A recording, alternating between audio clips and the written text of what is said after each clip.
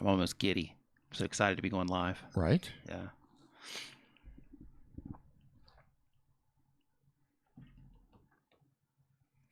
Welcome to Nimmin Live, the #1 place on the internet for YouTube content creators to hang out, learn about YouTube, and having a great time doing it. I'm Nick Nimmin, and I'm joined today by my brother from the same mother, D. D, how are you? We're back, baby. We are back. And I was going to say something else, but I'm not.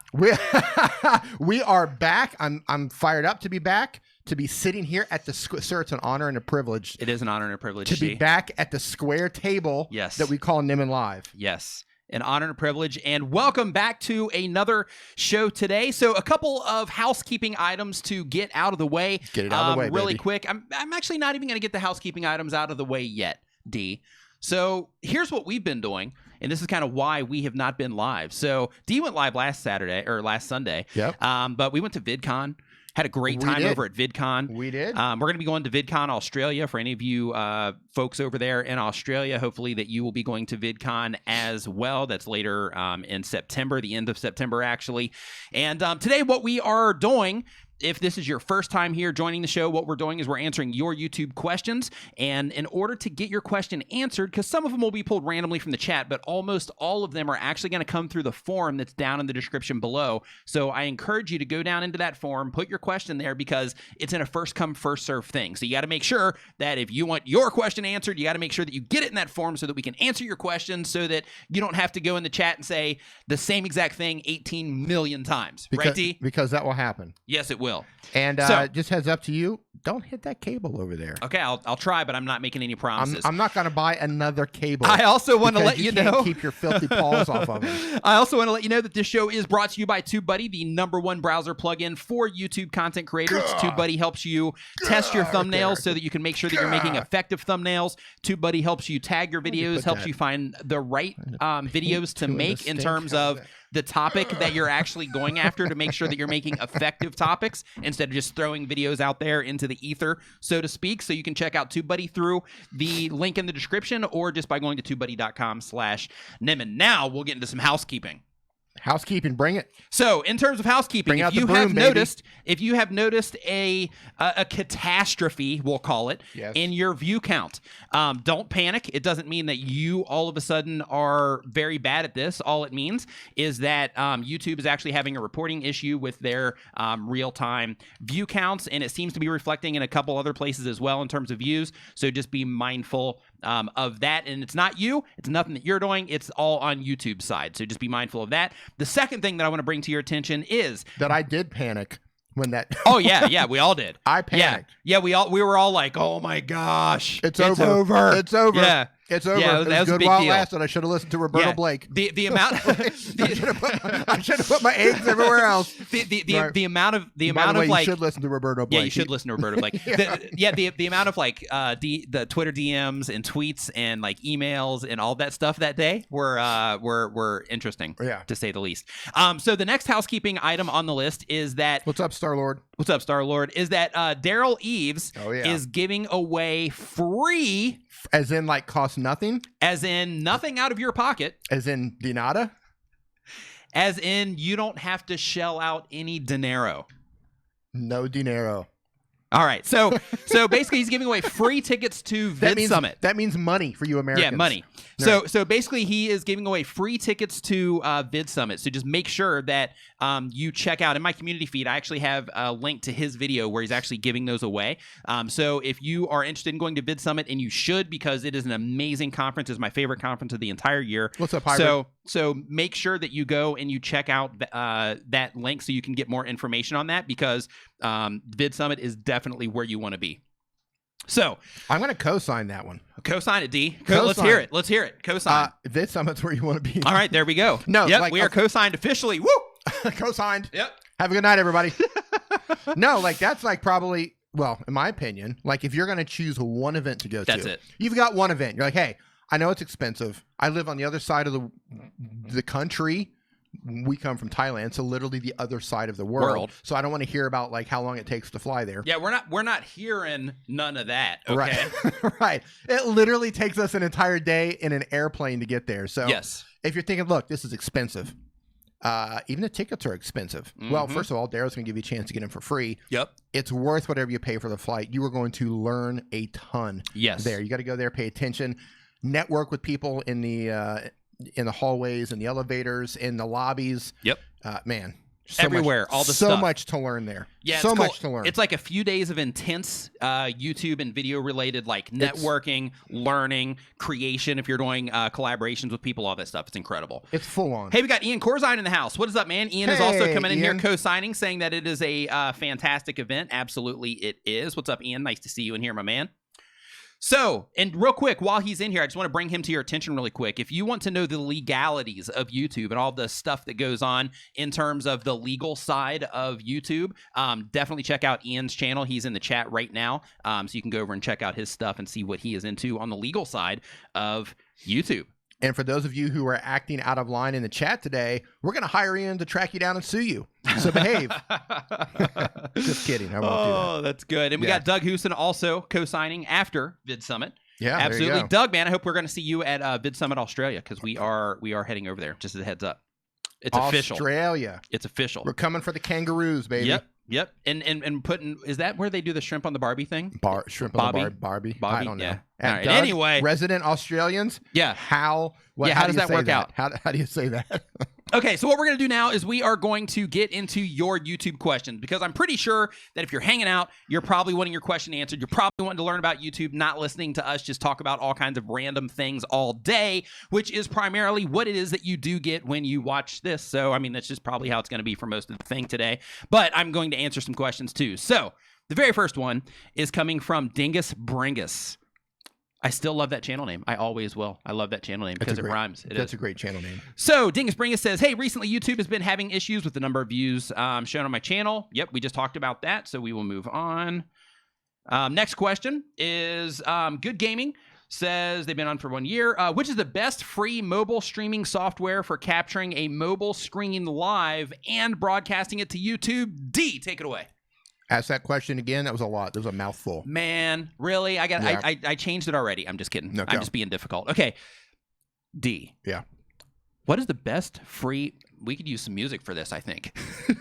D. What is the best free mobile streaming software for capturing a mobile screen live and broadcasting it to YouTube?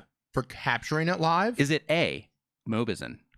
No. B, is it Streamlabs? Oh, man, you're just getting weird on me. C. I'm going to go with the new thing that I just found. All right, Prism. Prism Studio. It will record your live stream as it happens. Ooh, nice. And it will stream out. It also streams out up to 1080. Nice. Yeah. Beyond that, I would say you can get into Mobizen. Okay.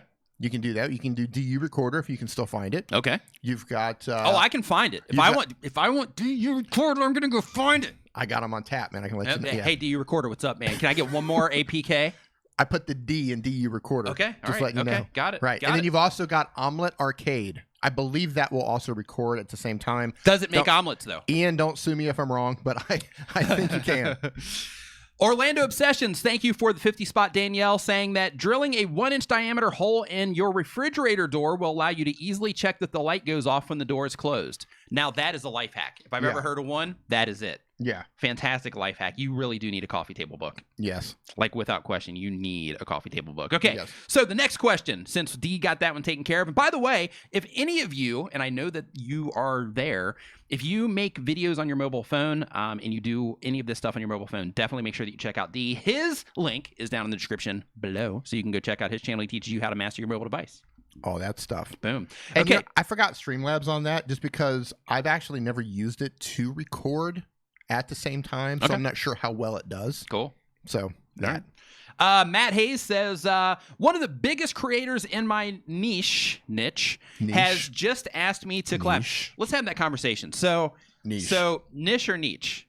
Here's the niche thing. or niche. So according to Merriam's dictionary, they're both correct. Merriam is always correct. Yeah. So they're both correct. Yeah. So it just comes down to like your preference and where you grew up. It comes down to what side of the pond you're on. Yeah. Yeah. Really.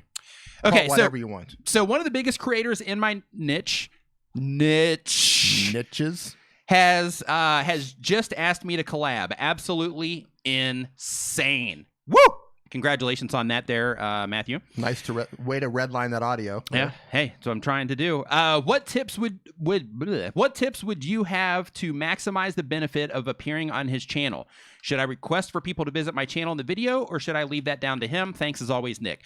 So in terms of taking the maximum benefit, what you want to think of is you want to think of the person that you're collaborating with, the type of content that they offer. From there, because they are going to be sending directly to your channel page, most likely, unless you are doing like an actual collaboration to where you are putting videos on both of your channels. If you're doing videos on both of your channels, then you will be sending to that particular video. So you just got to make sure that that particular video is in alignment with the type of content that they make as well in order for the maximum benefit.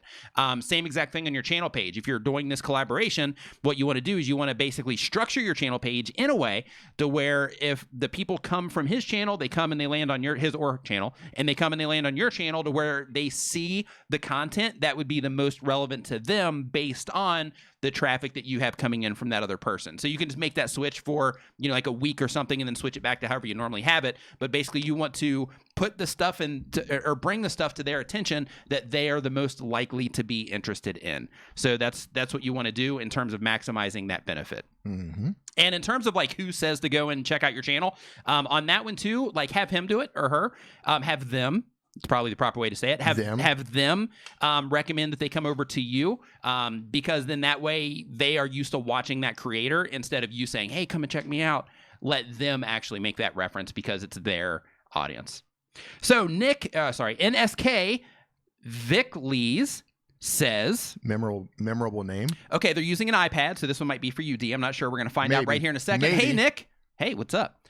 They excluded you. I'm doing well, thank you. Yeah. I followed all of your tutorials about how to earn subscribes, likes, and views. Those videos have been helping me so much, but at the moment, I'm not earning subscribers. I'm losing them. That's why I'm here. And my question is, how can I begin making subscribers, likes, and views again?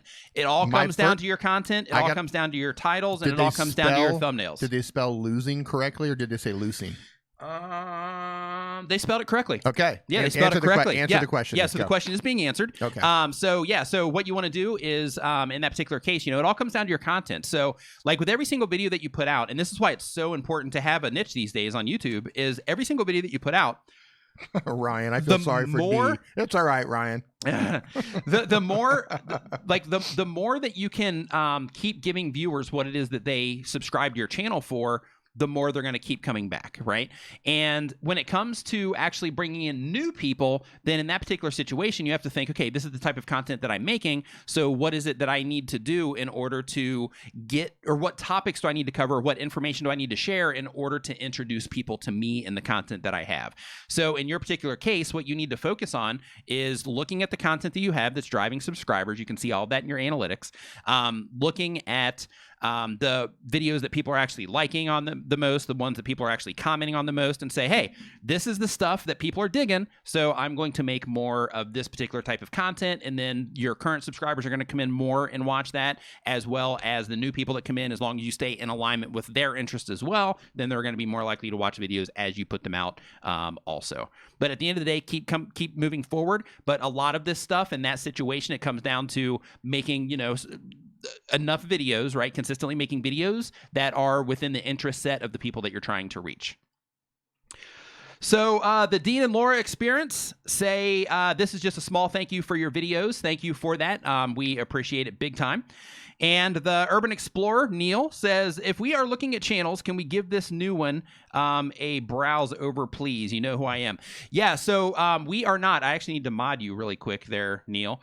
So let's see here, add moderator. So on that, we're actually not looking at channels today. We might be doing like a one tip or something like that once we get the wheel out. But we're actually not doing the typical channel reviews today. But one thing that I did notice, D, is that Dr. Sten is in the chat right now. I want to give Dr. Sten a big high five and a big fist bump. Everybody drop like a clap emoji or something for Dr. Sten. He just crossed 100,000 subscribers on his YouTube channel. So congratulations to you for that, Dr. Sten. And well done, man, on just grinding it out. You had some 100,000. The play button. You had some, the play button. You had some, a period of time there You had that period of time to where, you know, like you stand up and take a bow. Yeah, sir. stand up, take a bow, Dr. Sten. But you had that period of time to where, you know, like your channel started going another direction, but you were able to grab it and reel it back in and keep pushing forward, and you pulled it off, man. So high five and fist bump to you, man. Nice work on that. So the next question that we have is from, drum roll please. Oh, and really quick, the questions, the form that I'm pulling this from, it's down in the description below this video. There's also a bunch of other stuff down in the description as well. So as a content creator, pretty much everything that's down there is relevant to you. So definitely make sure that you check out the stuff down in the video description, as well as drop your question in the form that is there. If you were just joining us, that's how you get your question answered. So this one is coming from Aimbot King. Says, how do I grow faster and get more views and subscribers? To get more views and subscribers and grow faster, then it can be very beneficial for you to serve a particular niche or niche. And basically what that means is you have a specific set of content that you make for a particular type of person or particular group of people that are interested in that type of thing.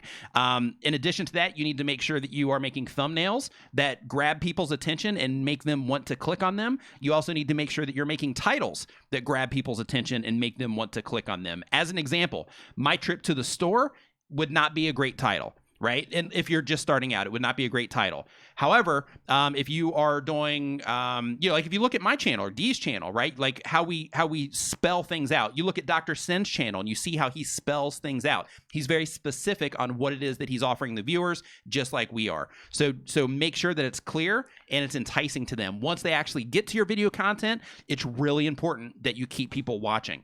And if you do those three things, then YouTube is going to be more likely to promote your content. And then you can take it even farther by having people engage in your content, by inviting them to like it, by asking them a question where they can, you know, interact with you in the comments and things like that. So that's kind of how you get that ball rolling. But ultimately, it's going to come down to your ability to write good titles and make good thumbnails, keep people watching, and of course, pick the right things to actually make videos about, because that plays a humongous role. That should not be discounted in any way, shape, or form. Right.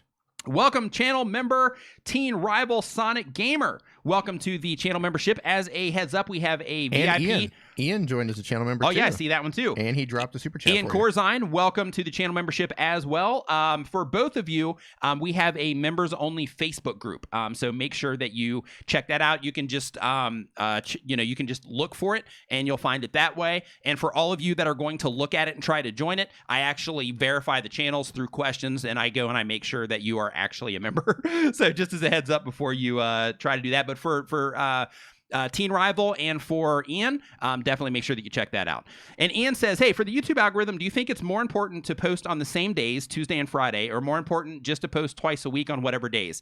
Personally, I like the benefit of posting on a regular basis. I've been a little bit all over the place lately myself. However, for the longest time, and I'm going to be back on that soon, but for the longest time, I was very, I'll just call it religious about posting on the same day and time. And the reason for that is just like this show right now. Hey, Don Moody. The reason for that is because like you want to get people expecting when your content is going to come out, and posting at the same days and pretty close to the same times can actually help people, you know, prepare for that content or get excited for that content that you're going to put out. For example, you know, like on your channel, if I'm like, okay, hey, I know that he puts out a video every Tuesday, then I know to expect that you're going to be putting out a video on Tuesday. So then when it goes live, I get that notification like, oh, sweet, there it is. Bam, I come in and watch it, as an example. So there's other schools of thought too. There's other like fun things you can do in terms of like, hey, this video is doing well, so I'm just going to kind of let it kind of like taper off a little bit before I publish another video and things like that people do. That's what I've been doing recently. Is it? Yeah. But typically it's best practice to make sure that you are, or it's best practice typically to upload at the same days and times for the reason of basically, and for lack of a better way to say it, for training your audience when to, you know, when you're going to be putting out content. Yeah, so the reason I'm doing that, one, is because I've been letting my videos breathe, and I've found that for my channel, and again, this is specific to my channel, so what works for me might not work for everybody else in here, but I find that if I'm letting them breathe a little bit, they kind of get a larger swell. At the moment, this wasn't the case several months ago, and I'm also finding that because a much larger percentage of my audience are not subscribers watching, they're not, you know what I mean? Like, it doesn't matter in terms of training a much smaller percentage. Sure. If like 10% of them, of the subscribers are watching. If you have 100,000 subscribers, though, it's 10,000 people. I don't have 100,000 subscribers. Well, right, but that's still 4,000 people. Yeah. right? So I mean, 10% is like if you compare the 10% to the 90, it doesn't seem like much. I'm getting larger it's swells still now than I was in the past. Okay. So anyway, that's what I'm testing out for me. Okay.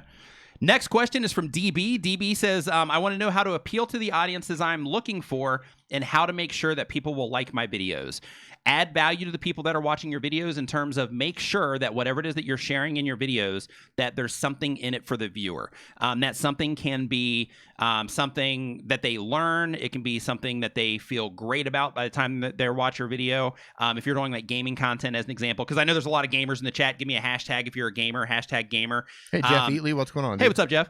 But when it comes to giving people content that they like, they like it when they are entertained. They like it when they learn something. They like it when they laugh. They like it, when they actually get something out of it. So what you want to do is you want to make sure that, hey, if I'm putting this content out, it's not all about, hey, watch me do this. It's watch me do this thing that you are also going to get some type of value out of, be it entertainment or I'm going to show you how to beat a level as an example or something like that.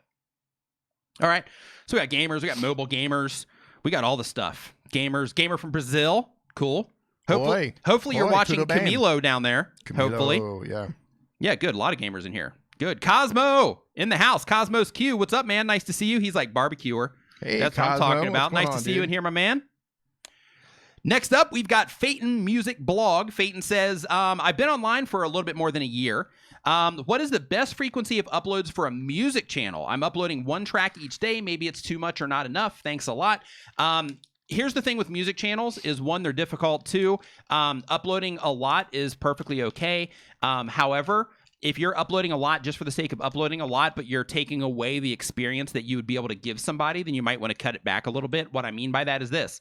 If you are a musician and you are making a video every day of you just like sitting there playing a song, that's cool.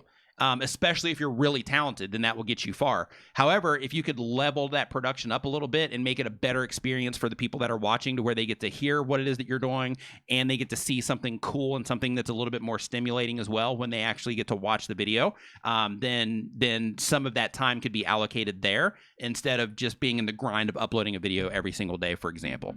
So when it comes to that, in your case, you're definitely going to have to experiment and see. And I also don't know the specific content that you make either to like really fine tune that answer for you. But hopefully you'll be able to break it down from there. You know what? For as much as I love my favorite creators, I wouldn't watch one of them every single day. Yeah, I'm the same way. Yeah, like I don't want to watch somebody that much. Yeah. Well, I think also it depends on your demographic. So like, Sure. the kids channels and stuff where they don't have anything to do after school. Sure. It's no, like that. Some situations it makes sense. I'm saying for me personally, right. I don't want to watch anybody that much. Yeah. And I don't have that much time. Right. That's what I mean. Like with kids, it's like, hey, well, school's out. Now what do I do? Give them an iPad, sit them on the sofa, give them some razor blades to play with.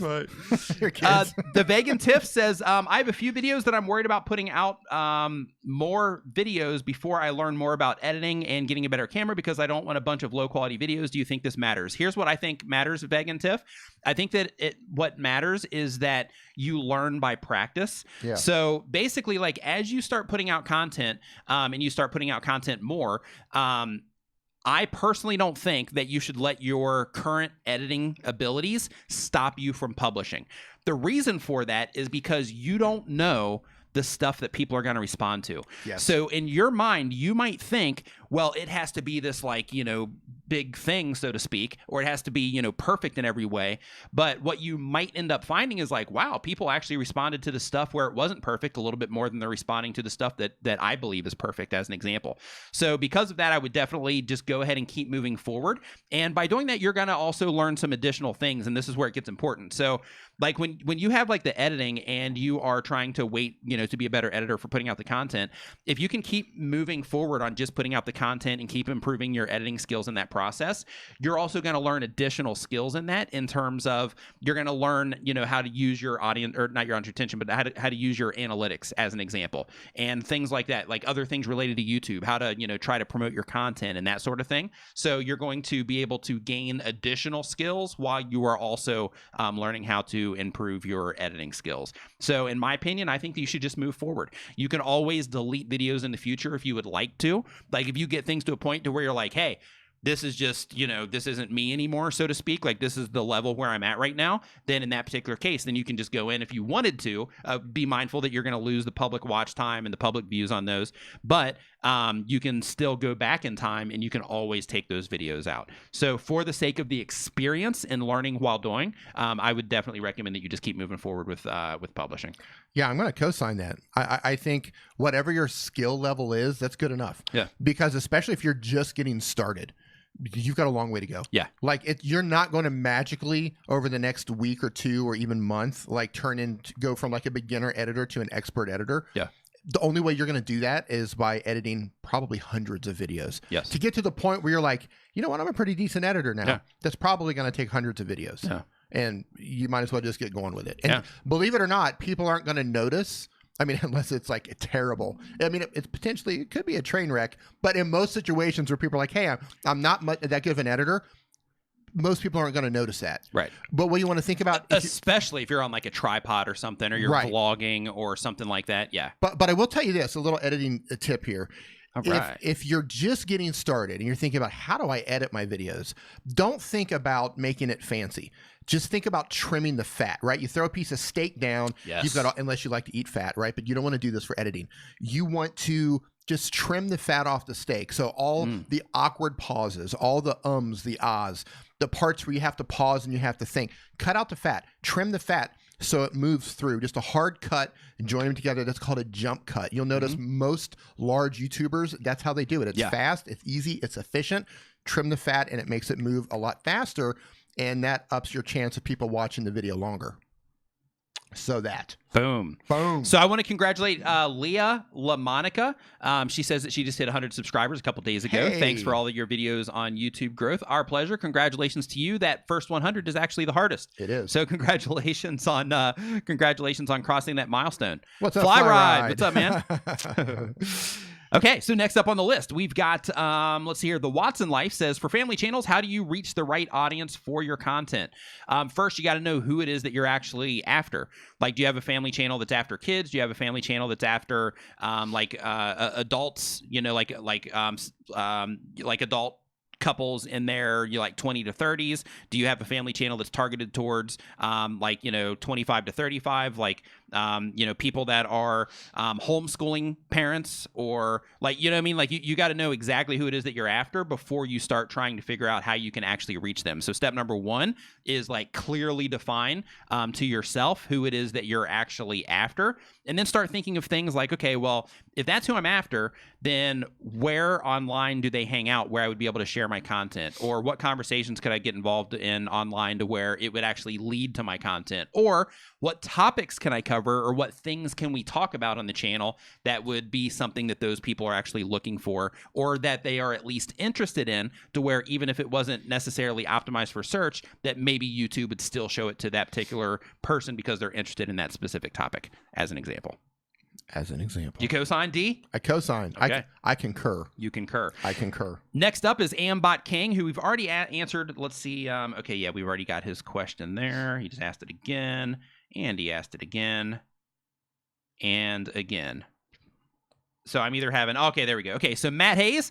What's up, Matt, man? Nice to see a question in here. Says, how can I make the most out of my community tab? Fantastic question. See, these are the ones that I really enjoy. Yes. Because these questions are okay, this is a tactical thing. So let's talk about this. But really quick before we do, Flight Path, cool channel name, says, thank you for the value, guys. See you at Vid Summit again this year. Boom. Yeah. Awesome, man. See you there. Yes. Okay, so in terms of making use of the community tab, so here's some things that you want to think about. One, if you're trying to generate engagement on your community tab, which is what you want to do, then you want to think, okay, well, what type of questions can I ask my audience to have them answer me in a poll form, right? There's one thing that you can do to generate a lot of engagement, because polls, for whatever reason, people tend to respond to those, are just simple questions. Another way, and that's just for the sake of engagement, right?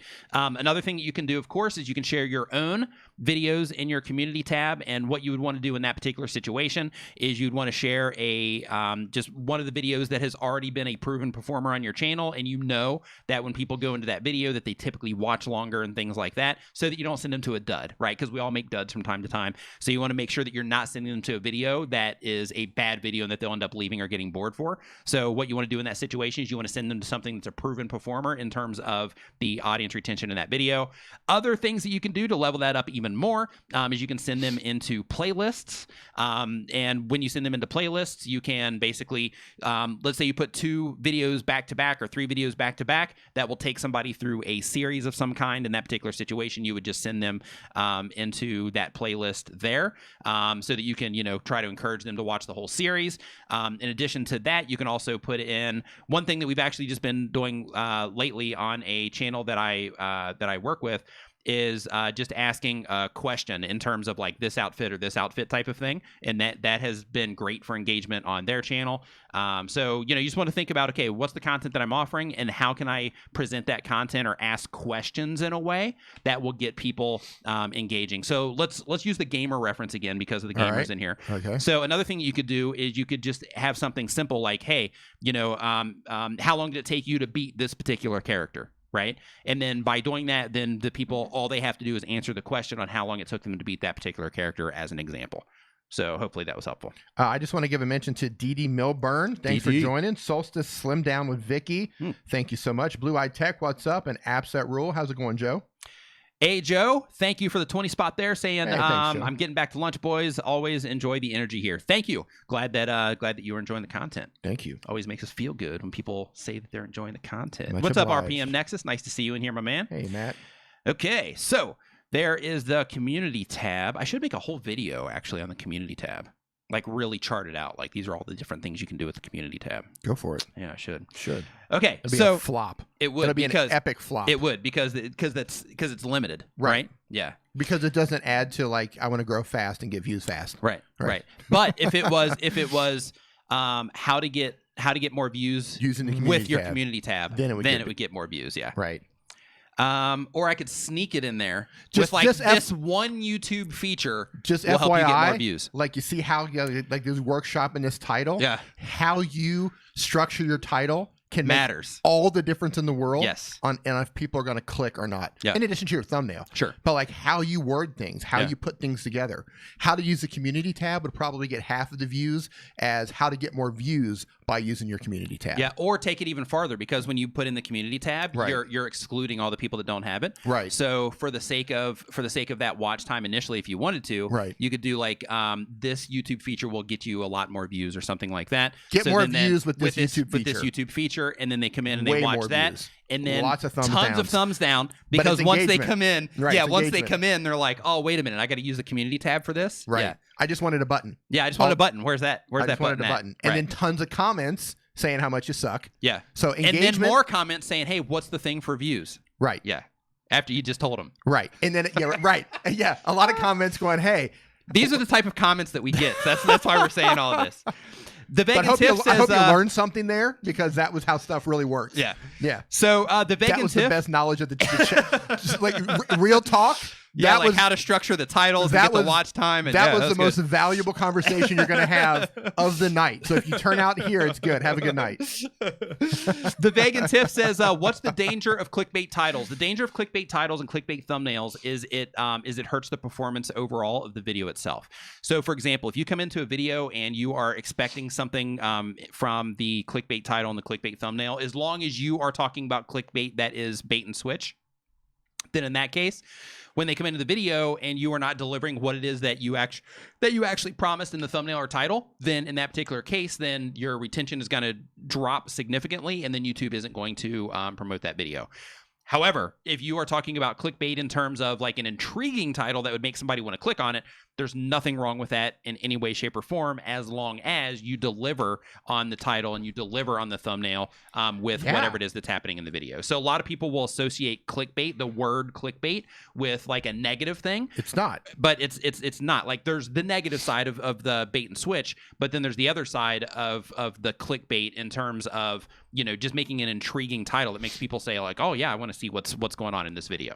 If you can follow up with your claim in your title, your thumbnail, then no matter how ridiculous it may be, It's not clickbait. Right. Clickbait's only when you say, I'm offering this if you click, and then they click and you don't offer that. For example, that's clickbait. If D made a video says, I went to the store and this happens, and then it's him with a bear, right? It's like we talked about before, getting eaten by a bear, almost getting assaulted by a bear.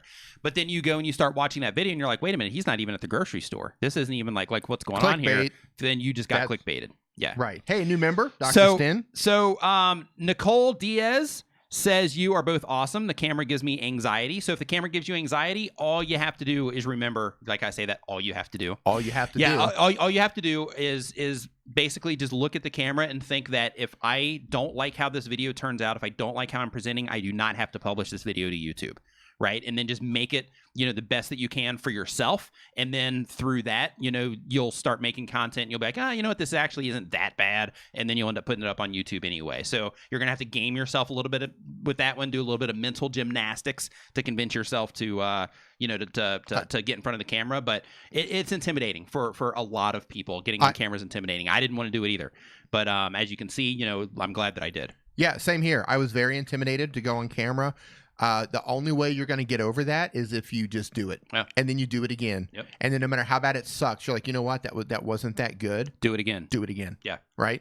And then you do it again, and eventually, and I promise you this, I promise you, and I will bet a large amount of money on it, that if you just get up and you do it again and do it again, eventually you're not even going to think about it. Yeah. And you'll be completely comfortable in front of the camera.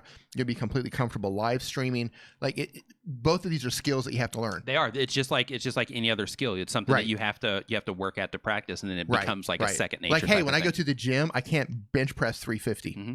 Well, okay, well, I probably can't even bench press 50. Well, right, I can't lift this amount of weight. Right. Well, you know what? If you go to the gym, 3 times a week and you focus on those muscles and that exercise, you eat a ton of protein and eat your creatine and maybe shoot some steroids in your butt, you might actually, I'm just kidding, Dr. Stin, you might actually be able to lift that, right? But you got to go to the gym. You got to put in the work, and you're going to wake up the next morning and it's going to be sore. Yeah. My chest hurts. Brennan No D says, Nick, I accidentally deleted a really good video with good watch time and comments. I re-uploaded it and now it's hurting the video. Yeah, if you re-upload it, it's not going to get that same. I mean, considering that you downloaded the one, or that you deleted the one, like it's not on platform still, so that's a win. But the fact that you are re-uploading the same exact video, yeah, that's not the best thing to do on YouTube. Yeah, Dr. Stin. So Dr. Stin, welcome to the channel membership. Thank you. And definitely make sure that you check that you head over to the members only Facebook group. If you just search for it, you'll find it. Thang SS, my advice to you would be stay out of dark alleys, my friend. Yep. I'm not sure what the question was, but I co-sign. So Full with Money says, hello, I'm new here. Welcome to the stream. So basically what's going on here for anybody that's new here, anybody that's just joined us, what we are doing is basically we are sitting here, we're having a little bit of banter, as you can tell, but we're also answering YouTube questions. So you'll see a lot of super chats coming in, with people answering questions, because those, will get priority, of course. But the form, if you want your question answered for free, there's a form down in the description, and it's like a first come, first serve basis. So we're going to be here for a few hours. So we get through a nice amount of questions that are down there. Speak for yourself. I'm out of here in like 45 minutes. So if you do have questions about YouTube or your YouTube channel, definitely make sure that you put them in the form down in the description down below. I also want to let you know that if you are new here, that everybody that is hanging out in the chat right now, or almost everybody, is a content creator, or they are on the process of becoming a content creator. So in terms of like collaborations, we do not accept like any type of like sub exchange or anything like that. That's not allowed here, and the mods will kick for that. However, they're not going to kick. They slay. Yeah, they do slay. Slay. But if they're, like collaborations have come out of this, friendships have come out of the chat, like that kind of stuff. So definitely feel free to like network here and get to know other content creators. The mods will track you down and burn your village to the down, just gone. Or they won't. Maybe. Yeah. Your thatch roof that you live under. Treasure hustlers. We live in Asia. We live in Asia. Yeah, I don't know what I'm trying to think. I'm like, where's this coming from? Right. Yeah. It's got some built up anxiety from being out driving around cut you off. Yeah, somebody cut you off today. Burn the village down. Treasure. Yeah. Treasure hustlers, and we are not encouraging that in any way, shape, or form, just to make sure that that is definitely not something that we encourage or that we even want captions, automated captions, catching in our stream. So Treasure Hustler says, thank you so much for your time. You got to be so PC these days. Have to. Right? Thank you so much for your time. You've helped me grow so much. Awesome to hear. Question. I deleted our channel tags, and now our views have dropped so much, and our videos don't get as many views as they used to when we upload a new video. Do tags do that much to rank YouTube videos? So here's the thing. I'm going to, like, I don't know that this is actually how it is in terms of your particular channel, but I can tell you that I would guess that that the majority of channels on YouTube probably don't have channel tags. So it's not, man, some of the biggest videos you see don't have tags at all. Right. Well, I'm talking about channel tags, not video tags. So I'm going to guess that it probably wasn't deleting the channel tags. I would definitely go and put them back in. But one thing that I do want to bring to your attention, just in case you haven't noticed, is if the drop that you're talking about has happened in the last few days. Everybody's seeing that. Yeah, YouTube is actually having a reporting problem right now. So everybody's views are down right now in terms of what it is that they see in their real time. So just be mindful of that. And just make sure that you're not thinking that your whole channel's like tanking, because it might not be anything that you're doing. It could just be this problem that they're having on their end. Gamer Gramps, what's up, man? Says, morning, guys. Let's see, I redid my channel art and thumbnails. Could you both give me some feedback when it's appropriate time? P.S. Still waiting on the tweet from D. Welcome back, by the way. God, that's right. That's D for you. That's... Yeah, so just as a heads up, we're actually... Tweet me right now, dude. Tweet at me right now. So just as a heads up, we're actually not looking at channels today. Sorry to interrupt you. That's okay. We're not looking at channels today unless they actually pop up on the wheel, the VIP man wheel of other stuff. So we're going to be bringing that out here later. But that's where we're actually going to be pulling those from today. And that's just because of time, because we're not going to stream as long today as we normally do. So we're trying not to get that queue built up. I love this. We always joke. I know. We always lie about it. We actually talked about it today where I literally said, I'm going to lie to myself and I'm going to lie to you and say that we're not going to stream as long tonight. Because I'm on like an earlier schedule trying to be. So I'm just trying to keep that under control. If you call going to bed at 4 a.m. early. It's early for me. Right? I mean, that's super early. Right. Yeah. So let's see here. Nicole Diaz says, funny and quality, I spam watch. Thank you both. No questions. Just saying. So thank you for that, Nicole. We appreciate it very, very much. Thank you, Nicole. And we've also got Nightwolf49 says, question submitted via form, burn the village. All right, there's those captions again. See what you've done? See what you've done, D? Hashtag burn the village. No, do not hashtag that. Come on, it's a game. No, it's not. We're gamers. I'm a hashtag, I'm a village burning gamer. All right, well, I'm not going to say that. Okay, so. What's the game where you drive the car and you jack people? What is that? Okay, so the next question. What is that called? I don't know. Question? Andreas Fault, what is it called? I don't know. I don't play that game. I don't know. Yeah, you do. I don't know what it is. Yeah, you do. The game. Andrea's Fault. Come on. I'm not. GTA. Yes. Oh, okay. You don't burn villages in that. No, you don't burn villages. What do you burn? In that. You don't burn anything. What do you steal? Cars. We steal cars then. That's what hashtag steal the car. DB says, I did a lot of behind the scenes work for my friends and their channel is going great, but I now want to start my own. I will be based on Dungeons and Dragons. How do I do this? Simply create a channel for yourself. And in terms of the one that you did with your friends, all you do is you just create a channel for yourself to where you're the only person that has access to that. You control everything, and then you upload and do things as you would prefer to do them. You know what you could do with a dragon, don't you? This is every day. Like you guys get this like once a week. All I'm gonna say is Game of Thrones. That's what we're talking about here today. We're talking about Game of Thrones. Remember that the second to last season where the dragon comes down, right? When they go on the battlefield and just takes out the whole army. Yeah, that's what we're talking about. Game of Thrones. Okay. Hashtag gone in 60 seconds. Okay. That's all I'm saying. Alex Dogs. It's been a while, man. Come on. We have getting it all out in like once. Yeah, you're like, all right, you know what I got? Yeah. Right. Okay. Yep. All right. We don't want to do any Game of Thrones spoilers, but it ends badly for everyone. Alex Talks. Alex Talks says... Car Galaxy Studio. That's right. Dracarys.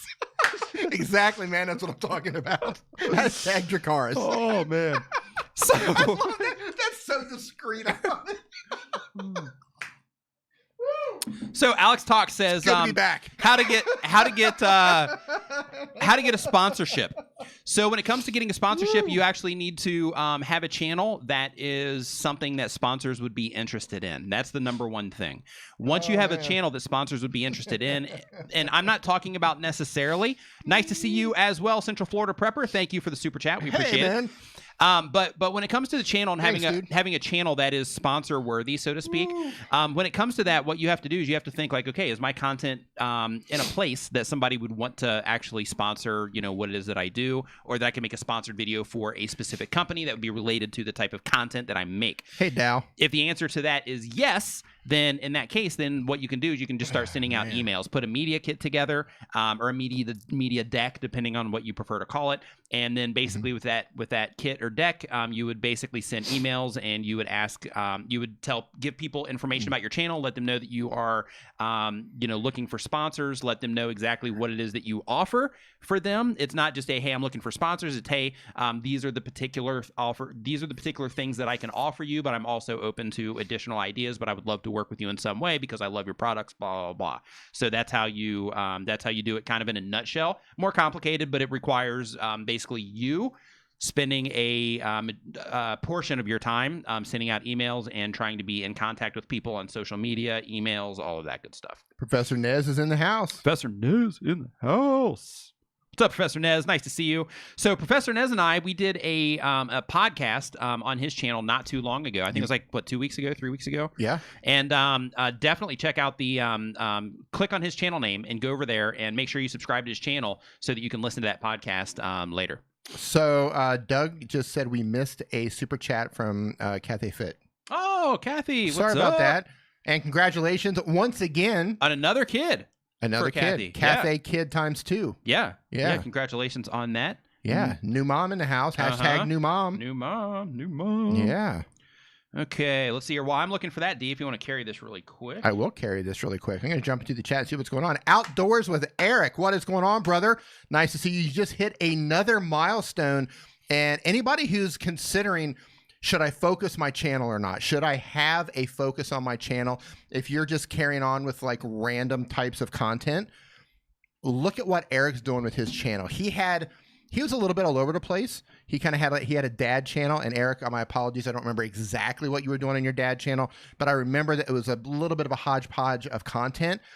He rebranded his channel, Outdoors with Eric, and he started focusing everything on being outdoors. And his channel is growing very, very fast. So high five and fist bump to you, Eric, man. That's so rad. Exploring the Nug, how's it going? Got you guys on the TV and the computer. Awesome. My stuttering life says I got 271 subs, and my niche is specific to people who stutter. It's truly awesome. Yeah, absolutely. Look, I get it. A lot of people say, I just want to make what I want to make. I want to make the videos that I want to make. I want to do what I want to do. And that's cool. Do your thing. For some people, that works out. However, if you're doing your thing and you find that that's not working for you, like, hey, I'm putting all these videos up. They're great videos, but I'm not getting any traction. I'm not getting any momentum. Take a step back and say, okay, which one of these things that I'm doing on my channel do I actually like the most? Or which one of these gets the best response? Focus in on that and way to kick the channel, little dude. There you go. So Nick just came in and kicked the channel. And I'm little dude all of a sudden. However that worked out. All of a sudden I kicked it and I'm little dude. Little dude. Yep. Little Nick. Little Nick. Yep. Hashtag little Nick. Can you want to straighten that up over there? Yeah. Everybody needs a Nick in your studio kicking the camera. Hashtag little dude. There we go. Little Nick. So really quick, I also want to say on Eric as well. I also want to say that like how rad is that, right? Yeah, I want to high five him just because like he took that risk. Where his channel was this, but he's like, you know what, I'm going to do this with it. Right. And he took that risk, and that's a scary thing to do. Right. So high five to you for just being like, you know what, I'm going to take that risk. I'm going to do it. Kathy's question says, D, what is that app called again? Which app? I don't know. She says, D. She says, D, what's that app called again? What is the app called again? Search deep inside of yourself, D. Search deep inside of yourself. I'm not really sure. The name. Search for the conversation. Were you talking about the live streaming app? What were we talking about? I don't know. I don't know. While D is searching. Okay, so Prism. So it's called Prism Studio. PRISM Studio. Yeah, that's a live streaming app. I just did it. Was it yesterday? I was testing that out, or the day before yesterday? Day before, I think. The day before yesterday, I have another channel. I have a test channel. Little secret channel. If you know, you know. And I go live over there sometimes. I'm testing out different apps and that sort of thing. So I did a stream with it, and it was pretty cool. I got some videos coming on that. Looking forward to it. So I got some questions that I need to get into here while I was looking for hers. Dig in, baby. Okay, so the very first one here is, let's see here. Hello, what are the top 3 most important metrics on YouTube? Behave, Matt. Yeah, so so for those, I would definitely lean on your CTR for your thumbnail, because you got to make sure that you're getting the clicks. I would definitely lean on your audience retention.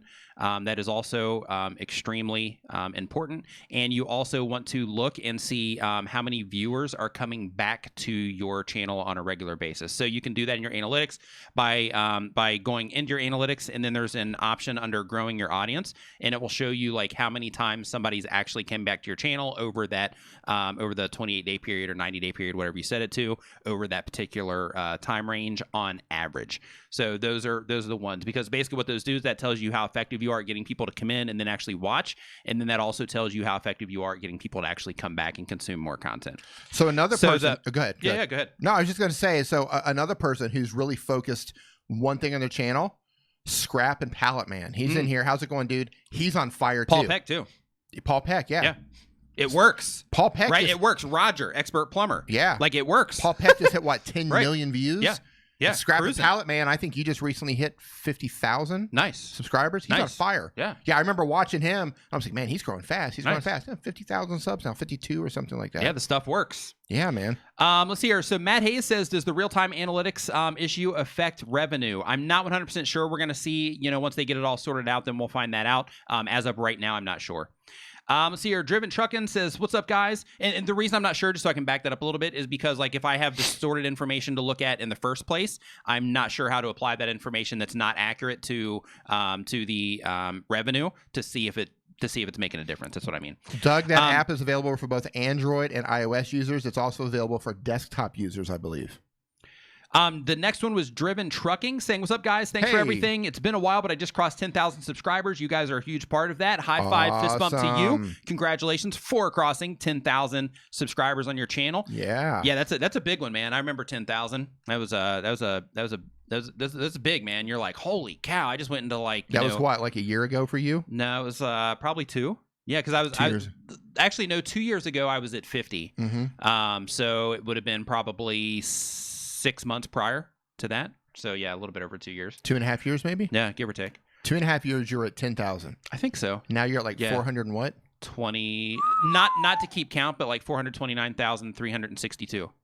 No, I'm just kidding. It's somewhere around there, though. Weird flex, but okay. I know, right? So, Scrap and Pallet Man says, thanks for all your help. Our pleasure, man. Yeah, man, thank you. It's awesome to see people rocking in the community. I love it. I do, too. Here's what I love. I love when you see people, and they're kind of just getting going, or they're hovering in that 5, 6, 7,000 range, or even 5,000, and then like it's like, okay, they're making cool content, and then all of a sudden they get that lift, and it's just like, whoa, yeah, right. Whoop, there goes 10,000. Whoop, there goes 15. There goes 20,000. Right, and they just get that lift, and they just keep on. That's amazing. It is. I love seeing that. I do. Love it. The Tarantula Collective says, thanks for all the tips and insights. Truly enjoy your content. You have helped my channel grow a lot. About to cross 4,000 subscribers. Thank you. What up, Tube? Congratulations to you as well for getting ready to cross 4,000 subscribers on your channel. Yep. Yeah, it's awesome. Absolutely awesome. Dr. Stin knows what's up with that lift. Yeah, he does. Big time. Big time. Just like, wow. Yeah. Hey, Leela, how's it going? Leela. Hey. Okay, so Isaiah Plays says, Eric, wait, she says Leela. That's what I thought, Leela. As it came out of my mouth, you're like, I said Leela at first, and I was like, wait a minute, that's an I. What if it could be Lila? Lila. How's it going, Leela? Let's see here. So the next one here is from Isaiah Plays. Isaiah Plays says, how can I more comfortable and get better at commentating? I struggle with repetition and saying stuff like and ah and thanks. So one thing to do in this situation, and I think it's like a normal thing to have that, to where you have those ums and you just want to fill that space because hey, I'm live right now. I got to keep this whole thing moving and things like that. So sometimes I'll forget. And as soon as I forget, you'll notice, because I'll start throwing a lot of ums in there and tons of fill words. But once I'm mindful of it, then that's when it's a lot easier to start focusing on, okay, I got to make sure that I'm not putting in as many fill words. Got to make sure I'm not saying a lot and things like that. So if you have that same problem, one of the things that you can do is you could take like a Post-it note or something like that, and whatever it is that you're using to stream or your game system, if you're playing a game, maybe you just put right underneath your TV with a sticker or a Post-it note or something, or on your computer, so that you can see it, just so you can be mindful of it and you can remind yourself. Because if you just go for it, you're going to get involved in the game, right? You're going to be playing the game, you're going to be doing your thing, and then you're going to forget, because you're going to be into the game, and then that's when all that stuff is going to start coming out. So as long as you're mindful of it, you try to stay mindful, then you'll be able to reduce it or completely remove it, depending on how your mind's working that day. Right. The Dean and Laura experience says, I understand that it's best to get as many organic subs as possible, but people are more likely to sub to a channel with more subs. So what's your thoughts about competitions, giveaways to build at the start? We're almost at 100 subscribers, and I was thinking that a 1,000-pound thank you giveaway, I wouldn't do it. Yeah, the reason I agree. The reason for that is because, and I could give you an example right now, but I'm not going to, just out of respect for her. But like, there's channels out there that have done that same exact thing. And basically what they do is they do these giveaways in order to grow the channel. However, once they give that giveaway, the people don't care about the content. They're there for the money, or for the giveaway, makeup, or for the thing. They're there gear, for the thing, or for whatever it is that you're giving away. And once you give that thing away and they're not a winner anymore, they're not there. They don't care about your content. So what's going to happen is this: your videos, if you don't continue to give stuff away, right? If you don't continue, bounce. Then they're going to bounce, right? If you publish a video and they see it, they're not going to click on it.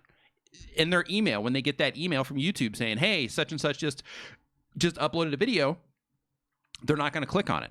When they see it suggested next to another video that they're watching, they're not going to click on it, because they don't care. They're not there for that. So because of that, all of those people that you bring in from giveaways, of course, some are going to filter out to actually enjoying your content, but a majority that are coming in from those giveaways, they are going to hurt your click-through rate. They're going to hurt your retention. If they're like, hey, they're giving stuff away, let me go watch this next video, see if they're giving something away, and then you're not.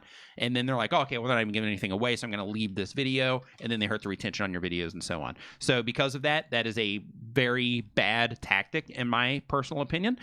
So because of that, I would recommend that you do not move forward with that. Co-signed. And co-signs, and that's all that matters. Yeah. Okay, so Eclipse Horn says they make videos on a iPhone. They say, does channel art matter? So here's the thing, and Dee and I were talking about this today. Here's the thing: at the end of the day, majority of people are gonna subscribe from your YouTube channel. However, from your videos, not your channel. They're gonna subscribe from your YouTube videos. However, your channel art does matter, because your channel art is a place where you can actually put clarity in terms of what it is that you're offering. It's a place to where you can actually look professional. If you are like Alex Talks and you are thinking, hey, I want to start working with brands, then your channel art is another place to where you can make yourself look professional and credible and all of that good stuff. So yes, absolutely, your channel art does matter in terms of just representing yourself in a good way, and in terms of clarity for the people that are coming to your YouTube channel, and then they go to coming through your YouTube videos, and then they go to your channel to see what else your channel is about. Next, Gratitude Journal. Sounds like a cool channel, actually. Yeah. Could you or do you do channel reviews, please? I would appreciate your feedback. So today during the show, we are not. We typically will do them on most of the Nimmin lives, but because we haven't been here in a while, we're just wanting to hang out and answer questions today. However, if you're looking for a more in-depth channel review, to where it's actually like an actual review, not just looking at your channel page, then in that particular case, I can connect you with the right person, either through myself or somebody that I work closely with. So because of that, if you are interested in something like that, then send me an email. There's an about me address on my business inquiry email address on my channel page, on my About Me page. So click on that, and then it'll reveal the email. AskNimmin@gmail.com. That's the email. I'm not going to make you go through all that. AskNimmin@gmail.com. Shoot me an email, and then I can send you information for that. But just so you know, that particular service is a few $100s. So just be prepared for that if that's something that you are wanting. So Ark Mayuk says, I get good views and likes, but no one subscribes to me. Why does this happen? Because they're not getting anything out of it. So if you're getting views and you're getting thumbs up, they're coming in, they're watching the videos, they are, giving it a thumbs up, which is good. But if they're not subscribing, it's because they haven't really gotten anything out of it. Maybe they gave you a thumbs up because you're asking them to give you a thumbs up, but you definitely want to make sure that you are giving the as much value as you possibly can to people when they come to your videos, because when you do that, that's going to definitely increase the amount of people subscribing to your YouTube channel. And just so you know, in terms of value, we all interpret it differently. For some people looking into and I think this is where vlogs shine, is for some people, just the ability to have a peek into the life of another human being, yes. like a really intimate peek into the day-to-day activities or the week they've had and things like that. That adds value to people too, because it just gives people something to be entertained by, something to where people can look at it and be like, oh, I didn't know that place even existed, or, whatever it happens to be. So there's value in that as well. So depending on the type of content you're making, you just have to look at it and say, okay, define it. What are people getting from the videos that I make? When they watch one of my videos, what do they leave with, right? Why would somebody want to subscribe to me, right? And take your ego out of it and think of, okay, the people that are watching my videos, what are they getting out of it? What am I doing for them in terms of the content that I'm putting out there? And live streaming pros in the house. What is up? How's it going? Live streaming pros. Is this David or Lori? They said I would love to have an intimate peek into Dee's life. Trust me, you do not. You don't. Yeah, you do not. You don't. Yeah. All you have to do if you want an intimate peek into Dee's life is go to David. Starbucks. What's up, David? Is go to Starbucks down the street. That's it. That's it. That's it. Just go to Starbucks down the street, and he'll show up. He'll show up, at some time, relatively early, and then he'll be there for, a large part of it, and then that's pretty much it. Yeah. Yeah. Or in here making videos. So it's like go to Starbucks and then here, and you're good. I'll be there in 20. I'll be there in 20. David, I'll tell you what. That would be awesome. If we were like, okay, well, let's shut it down, and we go down there, and he's there, and David shows sipping up. a coffee. Hey, I was waiting for you guys. David, I'll tell you what, man. I'm going to send you the geo coordinates. Yeah. To where I live, and I'm going to leave a blind open tonight. I'm going to leave the curtains open. Yeah, that's probably a little bit more of an intimate look than I don't know. Maybe I don't know. Maybe that is the type of intimate look he's trying to get. I don't know. Yeah, it's definitely probably more than blinds cracked open about 1.5 inches. Yeah. Yeah. That's good. I can't promise you're going to have your eyes when it's finished, but my eyes. Okay, so back on YouTube. So Andy Games asks, David, it's worth the flight, brother. I promise you. Do you work? It's a lie. Do you work? Do you work in YouTube? No, I do not work for YouTube in any capacity outside of creating content that they make ad revenue from. Hey, Doug, I just sent you a tweet DM, by the way. Having a problem with Discord. Isaac LOL says, should I make another channel for vlog and funny videos so it doesn't hurt my channel? If it doesn't match your content, then I would recommend it. Yes. If it matches your content in any way, then in that case, I would experiment with it on your channel first. I would do a few videos, see how people respond to them. But if people do not respond to them in a positive way, then definitely do it on another channel. I'm a new YouTuber. I do vlog videos about anything related to stuff I do in the real world. Any tips or advice for me? In your particular case, Sam B, you gotta make it worth people watching, right? Because just walking around with a camera versus walking around with a camera being entertained, two totally different things. So for example, a really good person to look at would be Cody Warner. He makes awesome vlogs. I love watching his vlogs because he's an entertaining person. When he's making his vlogs, he's entertaining. Any of the vloggers that I've ever gotten into where I'm like, oh yeah, they make really good stuff. If they're doing tutorial videos, not necessarily, but if they're doing vlogs, because I'm not really a big fan of vlogs, to be honest with you. But if I'm watching somebody that is a vlogger and I do get into their vlogs, it's always, without exception, it's always because the person is entertaining and they know how to put a video together. Learn how to do that, and that will help. I'm going to backpedal because earlier in the stream I said, you know what, there's nobody that I want to watch daily content on, but I'm going to take that back because when Cody was vlogging daily, you're watching his daily content. I was watching daily videos. Yeah. So yeah, but that's the thing. He's really good. Yeah, he is. He's really, really good at what he does. So live streaming pros also saying, yeah, Cody's great. Yeah, you need to be exceptional, in my opinion, if you're going to go daily. Yeah, and you want everybody to watch you. Yeah, Jesse Driftwood's another one. I don't see him daily, but I would every Instagram story that Jesse Driftwood puts out, like I'll trip over him. I'll stop what I'm doing to watch it. Yeah, if I'm passing through when I see one, yeah, absolutely. I won't go hunt it down, but if I'm passing through when I see it, I'll stop and I'll definitely make sure that I watch it. Yeah. Man, he's like the king of transitions, in-camera transitions. He really is. Yeah, man. So, hey, something I want to bring to your attention really quick. Hey, David, just say yes if the front end side of that is ready, and we'll just go ahead and do it. So if the front end side of that is ready to go, let me know, and I'm just gonna go ahead and mention it. So Ark Mayak says, I get a good amount of views. Oh, okay, we already did this one. Okay, next one on the list. Hey, and real quick, I want to invite you, if you are enjoying this so far, I definitely want to invite you to share this out on Twitter or on Facebook or any social network that you happen to be involved with for the sake of bringing more content creators in here. So if you're enjoying this, definitely give it a thumbs up and also make sure that you share it. Joseph Burke says, hey, I just wanted to get this acknowledged. I think that you're great and always will be. Thank you so much for all the tips and the videos that you put out. Thank you so much for that, Joseph. We appreciate that a bunch. Thank you.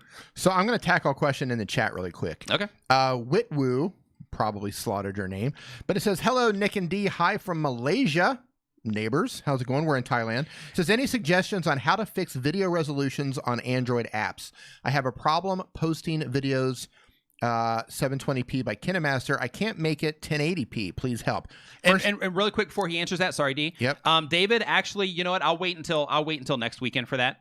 Just so that it doesn't have to be like rushed or anything. Plus, I don't have the actual link either. So yeah, so we'll wait until next weekend on that. All right, go. First thing I want to say is, where did you download the app? If you didn't download your app from the Play Store, then you're dealing with a cracked app, an API side or APK side loaded app, and it probably doesn't. Well, not probably. It doesn't have all the features available. Man, your app is cracked. Your app is cracked, man. Your app's all cracked. Right, so that's one of the first things. If you're not paying for it and you didn't get it from the Play Store, that's probably why it's happened. It's also possible that your phone just isn't powerful enough. The chipset inside of your phone, that can be a thing too. Yep. I'd have to see what's going on. I'd have to hear where you got the app first. Jack Flash. Try to walk you through the process, but where you got it matters. Hey Ed, what's going on, man? Flash in your pan? How's it going, dude? Thank you for the shares. We appreciate it for everybody that shared out on Twitter. Thank you. Yeah. So what I was talking to David about, the Live Streaming Pros channel there, what I was talking to them about is they're actually in the process, or we're actually of making a like live streaming community. So if you're a live streamer, definitely stay tuned to my channel. Stay tuned to our live streams next week, because that community, we're going to let you know where to find it and all that good stuff. But we're basically making it to where if you are a live streamer, it is like Mecca for live streamers is what we are trying to make out of that. Mecca for live streamers. Yep. Right? Yep. Where every live streamer has needs to be there. Has to do a pilgrimage. Yes. To go here. Yeah. I love That's exactly what we're doing. Yes. Yeah. Love it. Yep. So okay, so Eric Waite Whiskey Studies says, I'm thinking about launching a Eric Waite hairstyling tips on YouTube. I love it. But I'm lacking content for videos. Any questions or any suggestions? Well, you can just type in hairstyling tips and see what comes up there. Of course, I know that I'm pretty sure that Eric has a similar hairstyle to us, D. Us? Yeah. So in that particular case, it could just be one video over and over and over again, just every single day, just him shaving his head. But yeah, I'm pretty sure he has the same hairstyle that we do. So yeah, in that case, so I'm curious. Not sure. Since we were just talking about live streaming, yeah, let's do it. If you're a live streamer, if you're a gamer, if you're just a live streamer like we're doing now, or any sort of live streaming whatsoever, just type in like hashtag live streamer into the chat. Yeah. I'm curious how many people in the chat right now actually go live. How many people hit that go live button? Yeah, and deal with all of that and deal with it. It's awesome. Video call-in show. Right? What's up, man? Yeah, if you're a live streamer, if you live stream in any capacity, just put streamer. Hashtag streamer or live streamer. Either I one. kind of shortened it a little bit. Yeah. Streamer would work. Streamer. Yeah. Streamer would work. Live streamer. Yeah. Wow, there's a lot of people. Look at this. Streamer, live streamer, live streamer. Okay, yeah, good. So you good. guys, so we've got. They need to head right over to. You need to head over sometime to. Yeah. So live streaming pros. Yeah. So yeah. Wow. So look once, at all them. Yeah. It's good. Definitely streaker. Hey, that's a bonus. Man. That's a bonus. And we got a couple streakers in here. Wait a minute. Are we being streaked right now? I think we're being streaked. I don't know, but I like where this is going. Go on. Continue. Hey, do you remember the song The Streak back in the day? Oh my gosh. Yeah, I forgot, but I like it's in there, but I can't fully form it in my brain. I can't fully form the memory. Isn't there a thing where somebody's look, like, Ethel. yes, Yeah. yes. Yeah, no, I do. Yeah. Ray Stevens. All right, so we just caused Midnight Madness to say that he's going streaking. You know what? Good. Somebody please confirm that the name is Ray Stevens who's saying that. Okay, so Carrot and Brotherhood says, I gotta figure it out. I noticed my channel views and subscriber growth line closely follows the other creators in my niche. The niche leader hasn't posted a video in over a month, and because of this, my smaller channel suffered.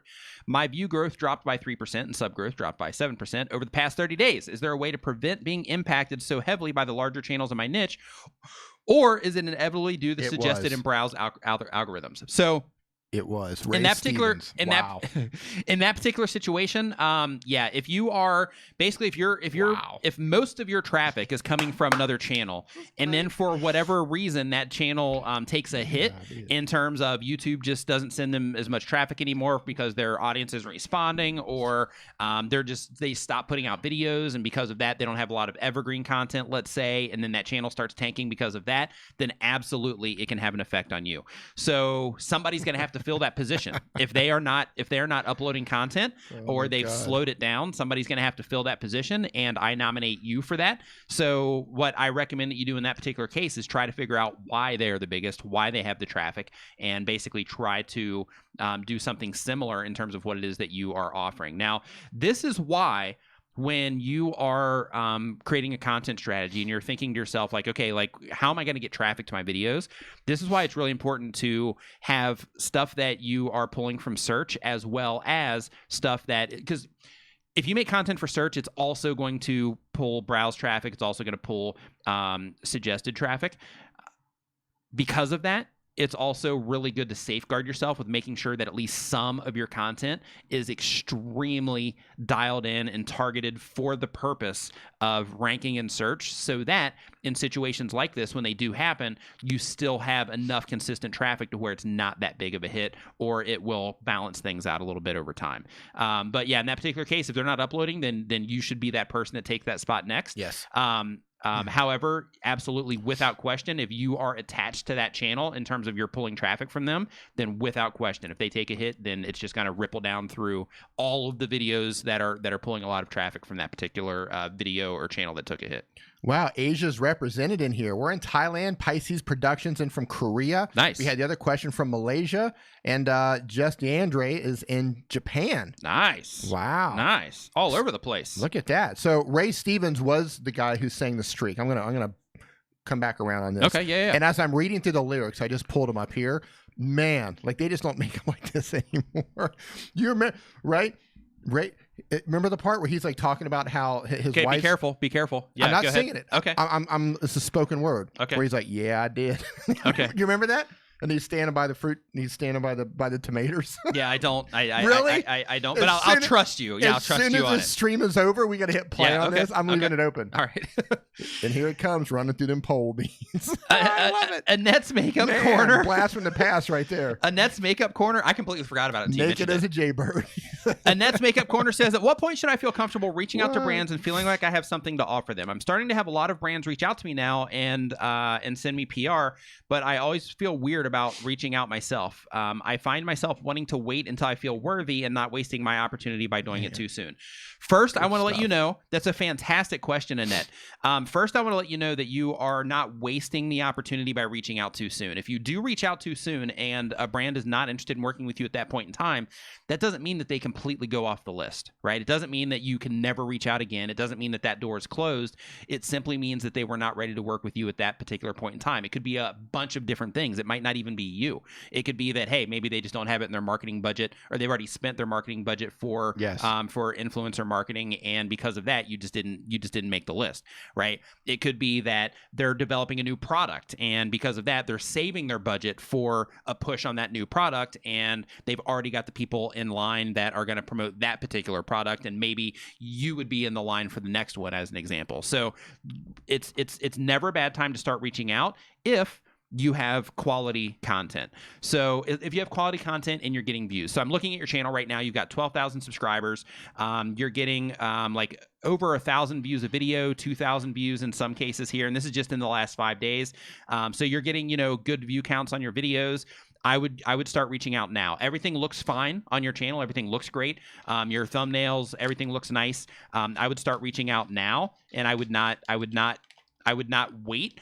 Because basically for every person that does not receive an email from you and that doesn't know about you, every person that's in charge of influencer marketing for whatever companies you're going to be reaching out to, for every email you don't send, that's another spot for somebody else to take. So because of that, I would just go ahead and start reaching out as soon as you can. I think that you are ready in terms of like how everything looks from the outside. I didn't watch the content, but as long as the content as long as what I saw on the outside is also reflected in the content, then I would definitely go ahead and start reaching out, and it is not too soon. We have a bunch of Filipinos in here too. There's also really quick. There's also like some people think that you have to have like a really big channel to work with sponsors, and you don't. There's like the influencer marketing thing, but there's also something called micro influencer marketing, and that's basically channels that are even smaller. So like you've got 12,000 subscribers, so in my opinion you would fall under the normal one. But the micro influencer, that's where people like to work with that smaller community, because, and you might kind of crossing over in this right now. But yeah, I would say you are. But they like working with the smaller channels because they have like a tighter community. Because like as a channel gets bigger and more people are watching, it's harder for the creator to keep track of everybody and all that good stuff. But as you have that small core community as a smaller channel, like that's really valuable to companies because those people are going to be more likely to take your suggestions or recommendations because you're constantly interacting with them on Twitter and Facebook and YouTube and all of that stuff. So you have that relationship going. Whereas once a channel gets bigger, then it comes down to, hey, how many people is this going to get in front of? It comes down to that more than it comes down to, hey, this creator has like a really great relationship with the people that are watching the content. So because of that, we're gonna work with them so that they can recommend our products. So now is a great time to go ahead and start reaching out there, Annette. GC Addicted TV says, how long does it take for me to receive my AdSense money? D, would you like to handle this one? About a month. All right, there we go. No, if you have all the qualifications, all that good stuff, you've met all of the milestones that you need to do in order to actually start monetizing your channel. Once you monetize your channel and you have the threshold built up to where you can actually get a check. $100. Yeah, once you have that $100 built up and you can actually get the check, then in that particular situation, then once you go through it, it's on like a month delay. So like if you just cross that threshold, for example, it wouldn't be going out this one. It would be going out the following. It's a 30-day delay. There. Yeah. And if you're not in the USA, you don't get a check. Your choice is wire transfer or Western Union, I think. Or carrier pigeon. Yeah, they do it by carrier pigeon as well. Right. That's what we have to do. Right. We get our money from YouTube from carrier pigeon. Or David from Live Streaming Pros will personally deliver your YouTube money. He's kind of that's like a side service that he offers. Right. Yeah. It's kind of like Santa Claus, but with YouTube checks. Yeah. In cooler glasses. In cooler glasses, yeah. Ghosty CRO says, what do I do if live streaming... Hold on. What to do if live streaming I do on PC or mobile device is glitching for my viewers? Is it possible to be problem on my internet connection or something else? By the way, I love your videos. Thank you. So if you are having... If you're talking about like delay problems, then in that particular case, if you are having like delay, if it's buffering as an example, then there's nothing really that you can do on your side except for if you're pushing the stream and it's buffering because of you, then you might want to actually reduce the resolution or the actual size of the frame that you're putting out there. So say, for example, you're streaming out at 1920 by 1080, YouTube's having trouble with it, then you can actually bring it down to like 720 or yeah, 720. Yeah, 720 by 1280 for the sake of them pushing through less data. And like Dee was saying, also reducing your bitrate can help also. That'd be a great question for that live streaming community that I was telling you about. Yes. Okay, so another one here is from Tier Talk. Tier Talk says, can you be successful by just focusing and placing your energy on one platform? If so, what advice do you give? If not, what are the other platforms you must have connected to your YouTube channel? And with the one platform, they said YouTube. Absolutely. Plenty of people, tons of people are very successful on YouTube by itself. However, if you don't have external assets that you are that are as part of that, or you don't have other social media platforms, if something does happen to your YouTube channel that's your fault or a glitch and you end up paying the price for it, then you just lost it. So because of that, it's really important to make sure that you do have other things, even if they don't generate as much as your YouTube channel does. Having other things is kind of fallback. So in the addition that something doesn't or something goes astray or a foul or whatever it happens to be on your channel, then you have additional things that can keep you afloat while you are getting everything else taken care of or finding a new avenue to take. Let's see here. So we've got Thelimify. Get it out. Theliumify. Push it. I can see the head. Theliumify. Push it. Says, what's more important, watch time or views? It depends on what you're trying to do. Yes. So watch time is extremely important, but in order to get the watch time, you also need to get the views. So in terms of that particular question, like just focus on making really good videos and then you'll get both, right? In terms of like just saying like the nuance on like, hey, watch time reviews, like both are important, but in order to get the watch time, you're going to have to get the views, right? So just focus on making great content. Live streaming pro says for Starbucks D. Hey, thanks, David. I'll see you tonight. I have to go to work. Cheers. Cheers. Gotta get them YouTube checks. Yeah, gotta get them YouTube checks. That's right. Yep. Yeah, he's got checks to deliver. That's right. Making his list, checking it twice. Trying to find out who's been monetized. Who's monetized. Yeah, it's good. That's good. Making his list, checking it twice. Gotta find out who's monetized. Right. That's good. Attack on Titan fan 121. Live streaming pros is coming tonight. I'll leave my windows open for you so you can take a peek in my windows. Attack on Titan fan 1213 says, are there ways to recover from sub for sub? Yeah, make a video telling people that if they subscribe your channel from that, that you would invite them to unsubscribe. Also go and unsubscribe from every single one of them. And by doing that, they'll probably see that, and then they'll come back and unsub from you. You have no idea, Charlie. Donna Miller says, okay, let me back that up. So, yeah, so the way that you get around that is if you've already put yourself in that trap, then the numbers are probably going to be low enough to where it's not even going to matter. So because of that, just focus on not doing that anymore and just focus on making really good content. Nick, 88% of my traffic to my channel is coming from external links that I'm sharing. How can I get more traffic from YouTube itself? I'm using TubeBuddy, but are there any other things that I can do? Thanks. Yeah, so if you are trying to get more traffic from YouTube, then you have to make sure, I'm going to go look at your channel real quick. You have to make sure that your thumbnails and your titles are good, at least good enough, because that's what's actually going to pull people in. So I'm looking at your channel right now, and I see that you're doing like how to make Christmas cards, how to draw an image and cut around it in Cricut Design, how to transfer an image in Canvas to your Brother scanner. So you're trying to solve people's problems, and that's good. But what you want to do in your specific case is you have to make sure that what it is that you're trying to actually make a video for right now, because you're just getting started, you have to make sure that you do enough research on it, and this is where using TubeBuddy is going to help you. You have to make sure that you do enough research on the specific phrase that you're going to target to make sure that you can slide into something that has enough traffic to make it worth making the video, but it's not so competitive that you're only going to be there for a day and then you're gone, right? And in addition to that, in my personal opinion, I don't have access to your data, but just looking at this from the outside, I would really make sure that you go in and you look at how people are responding to your thumbnails, looking at your click-through rate information inside of your analytics. I would also use TubeBuddy's A/B testing tool in their Legend package just to make sure that your thumbnails are, that you're on the right path with your thumbnails, because some of these, like, I think some of them are okay, but some of the other ones, I think, could definitely use some work. But the idea is you want your thumbnail to be something where when people see it, they're like, oh yeah, this is, this grabs my attention. Now I want to click and actually go into the video itself. Hey, I am Cassie. How's it going from the Philippines? No, from Caribbean. Sorry. Oh, nice. Yeah. So give me a hashtag here. Hey, Andrew Can in the house. What is up, man? Nice to see you. Andrew. Yeah.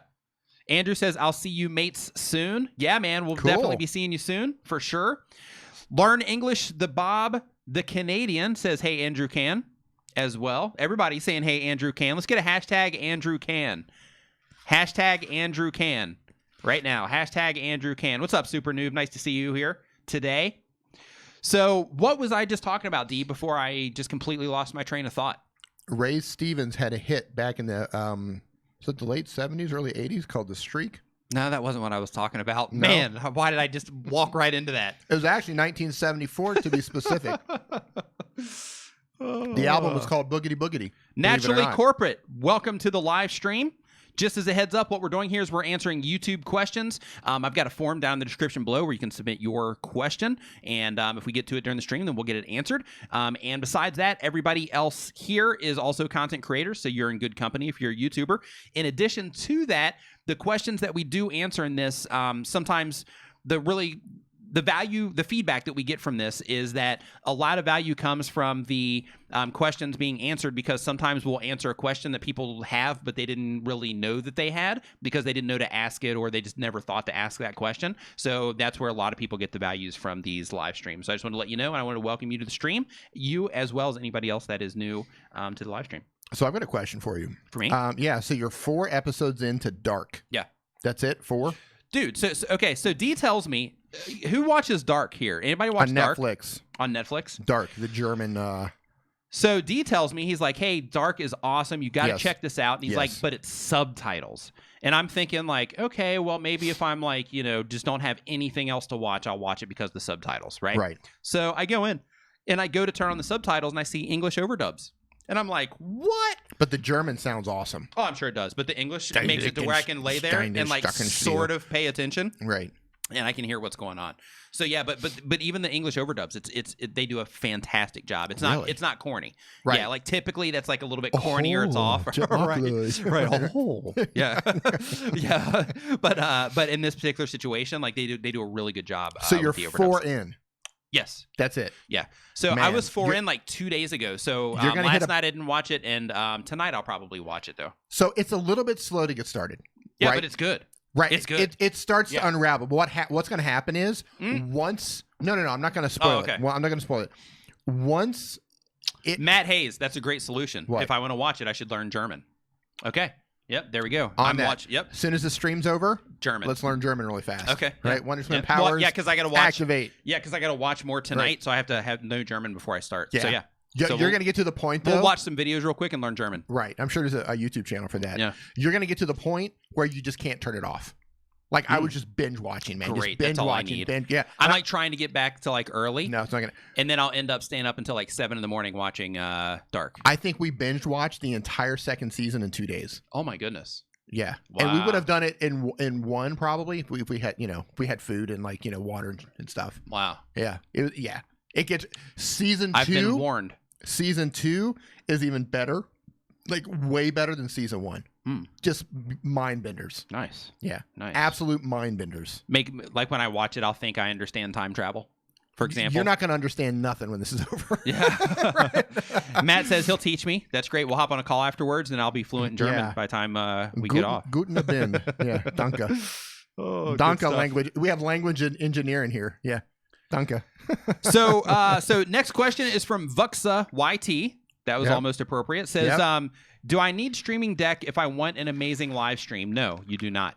You do not need an Elgato Stream Deck. I just want to say that really quick. You do not. You do not need an Elgato Stream Deck. I'm going to zoom out on your face when you say that. Go. Okay, you do not need an Elgato Stream Deck. Okay, here's the thing: Stream Decks are cool. You do not need an Elgato Stream Deck. So here's the thing. In addition to the Elgato Stream Deck, there's also X keys, right? There's also a bunch of other things that do the same exact thing that the Elgato Stream Deck does, right? So there's that. So there's that. But you can also even use your keyboard where you don't have to buy anything. So the Stream Decks are cool. We love the Stream Decks. We use Stream Decks. We have 2 of them here. I have one at home. They're awesome. However, until I replace them with X keys. Yeah, until they're replaced with X keys, which we're going to experiment with coming up soon. But with the Stream Decks, the same functionality, which you don't need. Basically, the same functionality is that they basically are making keyboard shortcuts. That's all it is. That's all it is. They're making keyboard shortcuts on a little pad where you just tap that pad and then bam, it does whatever it is that you want it to do. Now, you can do the same exact thing. If you're using Streamlabs OBS or any of the live streaming software, you can do the same exact thing on your keyboard itself. Keyboard shortcuts. To where you basically program the keyboard shortcuts in there. They call them hotkeys, and then you can go in, you can just hit them on your keyboard. So what you can do in that situation, if you to answer the question, if you need it, what you can do in that situation is you can say, okay, well, I'm going to just put little stickers on my keyboard for the specific, scenes or whatever it is that you are wanting to switch to. Now, Video Call-In Show makes a great point. He says that the icons are great, and they are. Totally agree. Mm-hmm. But another thing, just as a side note. But are the icons worth like $100 and something? Right. There's the question, right? Another thing is inside of Streamlabs. The app there. So if you're using Streamlabs as your live streaming software, Streamlabs OBS, in their app, let me see if I can pull it up here. You can use the Streamlabs app. Yeah, that's what I'm pulling up right here. To do the changing for you. So in the Streamlabs app, they have a thing right here that you're not going to be able to see because this is way too far away. But it's called remote control. And when you click on that, then you just scan an area inside of your Streamlabs. Here, just like, can you stick it up? Yeah, there we go. No, to here. Yeah. But you basically you scan an area inside of your Streamlabs, and then when you scan that area, can I do that while we're streaming to actually? It's okay, not a big deal.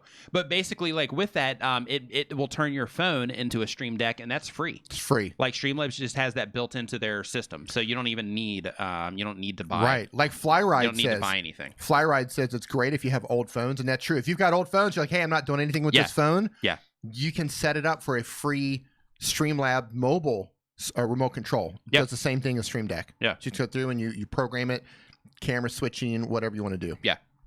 So Car Galaxy Studios says Stream Decks is worth it in my honest opinion. Yeah, it's cool, and it's cool having the icons on there. Yeah, like mine cool. At home. It is cool. Like the ones that we have here, the icons and stuff are pretty basic, just like words on there. But the one I have at home, I've got like all the buttons on it customized, and I got like a whole little vibe going with my Stream Deck. Made it, personalized it and all that stuff. Hey, Pat Wallace. So it is cool in that regard, and in terms of like customization and all of that, but you don't need it in order to make your live streams cool. Right. So let's see here. So we got that one. So let's go on to the next question. We're 38 questions in. This one's from Cathay Fit saying, I guess y'all don't see the super chat, but D, what was the studio app you talked about earlier? Prism Studio. It's either Prism Studio or Prism Studio Live. You know what? I'm going to dig into this right now. The Unapologetic Apologists, that's good. That's good. I like that. Says, what camera do you use when streaming? Do you use a capture card? If so, which one? I'll let D take the reins on this one. It's called Prism Live Studio. So the question, D, was what...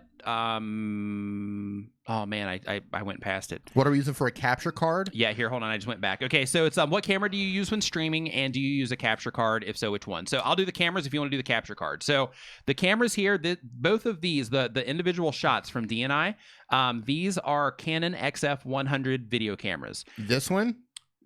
And both the ones that you're, the ones you're seeing right now. And then this one over here, the wide shot, this is a Canon 70D. Yes. And it's a DSLR, and that's what that particular one is. Right. Now, the Canon is plugged in through USB, and we're using a software called SparkoCam to turn that into a webcam source. The two Canons on the side, we're using Elgato products. Inside the computer here, we have two HD, what are they, HD 60 Pro? Is that what they're called? HD 60 Pro? Yes. I think that's what they're called, HD 60 Pro. And we also have two Elgato cam links. Hey guys, if you can not link to the Play Store stuff in the stream, I would appreciate it. Yeah. Okay, good. Yeah, we have two Elgato, what are they called again? I just... cam links. HD60s? No, the cam links. Yeah, two Elgato cam links that plug in USB, and you hook up HDMI to those. You can, like, if you want to hook your phone up to your computer, that works really well as well. Yeah. Hey, Jevin Dobie's in the house. What's going on, dude? Hey, we also got John from Front Page Tech in the house. We got Jevin and John in here. We just had like two superstars walk into the building. Wow. What's up, fellas? I hope you guys are both doing fantastic and enjoying your weekend over there. Yeah. It's Saturday back in the States. It is. Saturday morning, right? It is. It's Saturday night here. Yeah. Yep. Welcome to time zones. Yeah. So the next question on the list is from Sean and KC on vacay mode. Says, hello, Nick and D. Hey, what's up? Does it hurt or help to not display my subs? And where's the best place to share my video content to grow my travel channel besides Facebook and Instagram? Okay, so when it comes to not displaying your subscriber counts, really, it's not going to make a difference. However, one thing is that people can still see your view count. So if you don't have your subscriber count shown, like, it doesn't matter. Right? If you show your subscriber count, you don't show your subscriber count, just show it. Like, there's nothing to be ashamed of, right? It's not a big deal. So just show your subscriber count. It's not gonna hurt or help anything. But when I see somebody not showing their subscriber count, I think to myself, like, why does it even matter? Like, why would they hide it in the first place? It's just like shame, right? It's like, there's nothing to be ashamed about. Like, you're just getting started, just like everybody else that's on YouTube. You know, everybody that has a bigger channel, at one point they got started. They didn't have any subscribers. Everybody else that's just getting started, or there's somewhere in the middle of all that, you know, they also started with 0. So, you know, don't be ashamed of it. In terms of your travel content for your channel, in that particular situation, then you got to find out all of the places where travel people are hanging out. So instead of Facebook and Instagram, also think of let's see here, Reddit would probably be a good one. Also think of any other forums for the locations that you happen to be making videos about.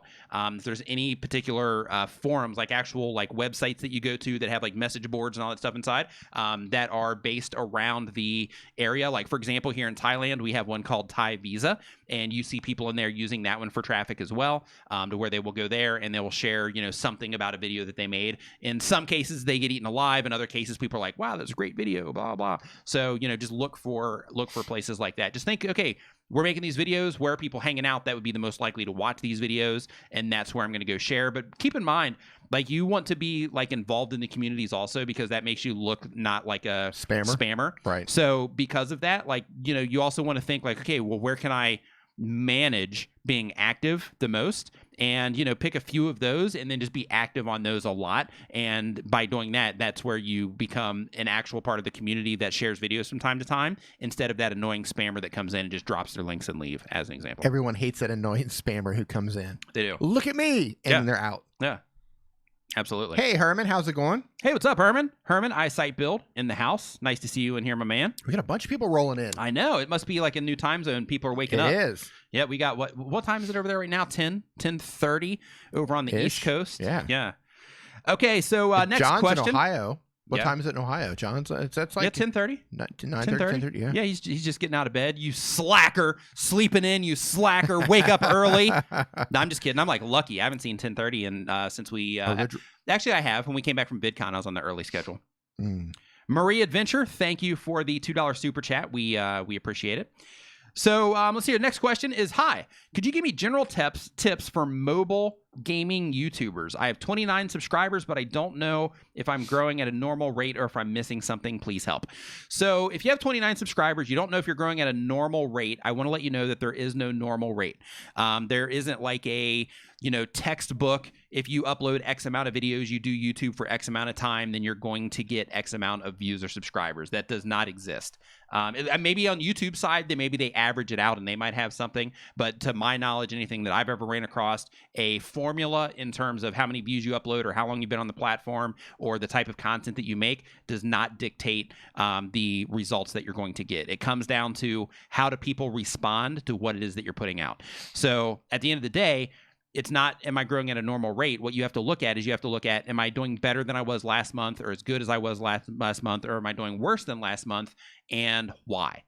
So, for example, if you go in and you're like, hey, I'm doing worse this month than I did last month, then you have to start looking at your content from last month and say, okay, well, why did those videos do better than what I'm doing this month? And you have to try to identify that. That's what they make YouTube analytics for, so that you can do that sort of thing. So use the analytics to give you those types of answers to where you can gauge against yourself, because your channel, when you're trying to grow on YouTube, your channel is the only channel that you should be. I mean, of course, you want to keep an eye on the competition, right? You want to keep an eye on the people that are making the same type of content. You want to know what's happening in your space. However, you also want to make sure that you're focused on doing your thing, and that you focus on giving the most value to the people that are watching your content or the most entertainment or whatever, for the sake of just doing better than you're doing before, improving your skills along the way and things like that. Because you're at 29 subscribers, you're just getting started. This is a very long road. There's a lot involved. There's tons of stuff to learn. So just focus on putting one foot in front of the other. Right? Okay, so this week I'm going to focus on, presenting better. This week I'm going to focus on making better thumbnails. This week I'm going to spend a little bit extra time editing my videos. This week I'm going to, learn about search engine optimization. This week I'm going to, try to collaborate with somebody. Things like that. But basically just put one foot in front of the other and just work on each different part of the process, wherever it is that you happen to be. So John from Front Page Tech says it's 10:30 here and I'm only awake by accident. Those are the worst. Probably David looking in his window. Probably David from Live Streaming Pros looking in your window. He was just saying he was going to peep in on D. John's booby trap went off outside the window. Woke him up. And then Eric Waite says it's 7:36 a.m. here. I set my alarm for 5:55 a.m. to watch the live stream. Wow. Nice. Man, nice. Yeah, I'm not getting up that early unless I got a plane to catch. Unless I got a plane to catch, or I got to be at court. Court. What? One or the other. Man. Yeah. Oh, good. USA Blogger, what is going on? Nice to see you in here. Welcome to the stream. Eugene, thank you for the super chat. Hey, man, appreciate it. Saying long live the Nimminati. That's what I'm talking about. Yes. Jevin saying it's all about working on small steps because over time it will make your channel grow. Absolutely. Man. It's just like Jevin's on fire right now. He is, yeah. man. Jevin's on fire. So just as a heads up, like if you are, and Jevin has done collaborations with both of us. Brian Malone Jr. in the house. What is up, my man? Nice to see you in here as well. What's up, dude? So with Jevin, he also he's done collaborations with D and I both, and really, really awesome content over there all the way around. But he also has a bunch of YouTube related content. So I really recommend that if you have not subscribed to him yet, that you definitely go over and that you check him out, because he's in perfect alignment for what it is that you are trying to learn. And the cool thing about, and the reason that I have no problem like recommending other creators that are doing the same thing that I am, is because there's going to be some of you in here that are going to watch his stuff and you're going to be like, oh wow, I really like how he talks about this stuff. Or you're going to go and you're going to watch one of his videos that he's going to say something that it's just going to click, and you're going to be like, oh wow, I never thought of it that way or whatever, because of his approach, right? So definitely go over there and check him out, and make sure that you subscribe to him if you're not already. When I'm watching Jevin's videos, I'm like staring at it, like I'm listening to what's going on, but I'm looking at it going, how does that look so good? Like his color grade. He's good at what he is, man. He's skilled. Man. Yeah, he's got skills. Yeah, man. The colors look so good in the videos, and the thumbnails just look so good. Yeah, I love his thumbnails. Absolutely love his thumbnails. So Brian's actually Brian's gonna be coming over here in December. Oh, cool. Yeah, so Brian's coming over in December. Man, haven't seen you in a long time, brother. Mm-hmm. So, hey, Vigard, what's up, man? Nice to see you here. Vigard's saying that he loves Jevin's stuff. Yeah, absolutely. He says it was cool to see the progression from the beginning. Long-time subscriber there with Vigard. Yep. Okay, so next up on the list, we've got have no idea how to say that first part. Gaming. You nailed it. Says, could you give me general tips? Oh, we already did that one. Okay. Say nailed that one. So Erica Blaka says, let's see, you're averaging 1 month. Social media. How do you grow your Instagram, Twitter from scratch while growing your channel from scratch? What comes first, the chicken or the egg? I love you guys, by the way. Thank you. So, hey, USA Blogger 2020. Instagram and Twitter, those are not my thing. YouTube is my thing. Your jam? I have Twitter accounts. I have Instagram accounts. Follow me, by the way. Same name there. But make sure that you are connected with me on both of those. Same with D. But anyway, in terms of both of those, I did. Look at that right there. What I did is I just focused my efforts on the thing that I was the most interested in, which for me was YouTube. The thing that I was like, hey, you know what? I'm on YouTube. I'm watching videos. I love like the whole like YouTube thing. So I'm going to focus on that. And then the other things are just kind of like additional, right? Yeah. But I put my focus here, and the other things were just like, secondary and third airy as well. Third airy. I have a ton of respect for people who can just keep going on all platforms. Yeah. You're on Twitter, you're on Instagram, you're on Facebook, you're on YouTube, wherever you're at, you're on IGTV, you're on Snapchat. Man, like if you're like a one man or one woman show and you're able to do that, I bow to the power. Yeah. It's hard, but same for me. Yeah. It's like, well, I focus on this, hard, like, and the other stuff's like, I do my best. Like posting a picture to Instagram isn't difficult. Even taking the pictures and like choosing, processing and all that stuff, that's not even hard. It's not difficult, but it's time consuming. It's something you got to think about. And like for me, like I put them up there when I think about it. And if I don't think about it, like I don't care. Right. So it's like one of those things to where it's like, I'm going to put them up and, like they're, I'm going to try to make something cool, but it's not something that I'm like, like, oh gosh, like how are my stats? How am I doing over there? Right. To where like YouTube is like, okay, I'm staying on top of, what's going on my channel. Right. So I just want to say thank you to Solstice Slim Down with Vicky saying that she loves my Instagram. Thank you for look that. at that. Yep. Thanks. Little USA Blogger saying all kinds of really kind things. Thank you for that as well. USA Blogger. So she's a loyal supporter of both of us, and we are both in her featured channels. That's awesome. Thank you. Thank you. Very kind. Okay, Easy Court says, do you think my viewers will still watch me if I suddenly change my content? D? Roll the dice. It depends on what you came for. Like if they're there because you're teaching people how to rebuild a carburetor, and that's what your channel's about, and you say, hey, I'm going to teach you how to cook cakes, and you change and you start cooking cakes, they're probably going to leave unless you are really good at entertaining them. For example, we were talking about Cody Warner earlier, and Cody Warner is a great example of this. For me, because I love his personality, I love how he makes his content, I don't care what he does. Peter McKinnon's another one. I've watched Peter McKinnon clean his garage. I've watched him chase a ball down the road. I've watched him jet ski. Like, it doesn't matter. Like, if you're really good and you're really entertaining and you've built a community around your channel, some of them are going to follow along just because they like you. Yep. But if it's niche or niche based only, a lot of them are going to bounce. Yeah. But, and then you also have situations like camera froze. Sorry about that, everybody. You also have situations like Eric that was going one direction, decided, hey, I'm just going to risk it and I'm going to try to go another direction, and it worked out fantastic. So, it all comes down to your willingness to just take that risk. I would be curious to know, though, how many people stuck with him versus the new people that are coming in. And that's the thing. When you do make that pivot. Tube Techie, what's up, man? When you do make that pivot, you're going to have a whole new audience come in. So, yeah, you might have people leave, but you might get way more new people coming in than what left. So it might work out. Or it could just completely tank. Or it could backfire. Yeah. That's the gamble. Yep. Okay, so next up, we've got Just Technology.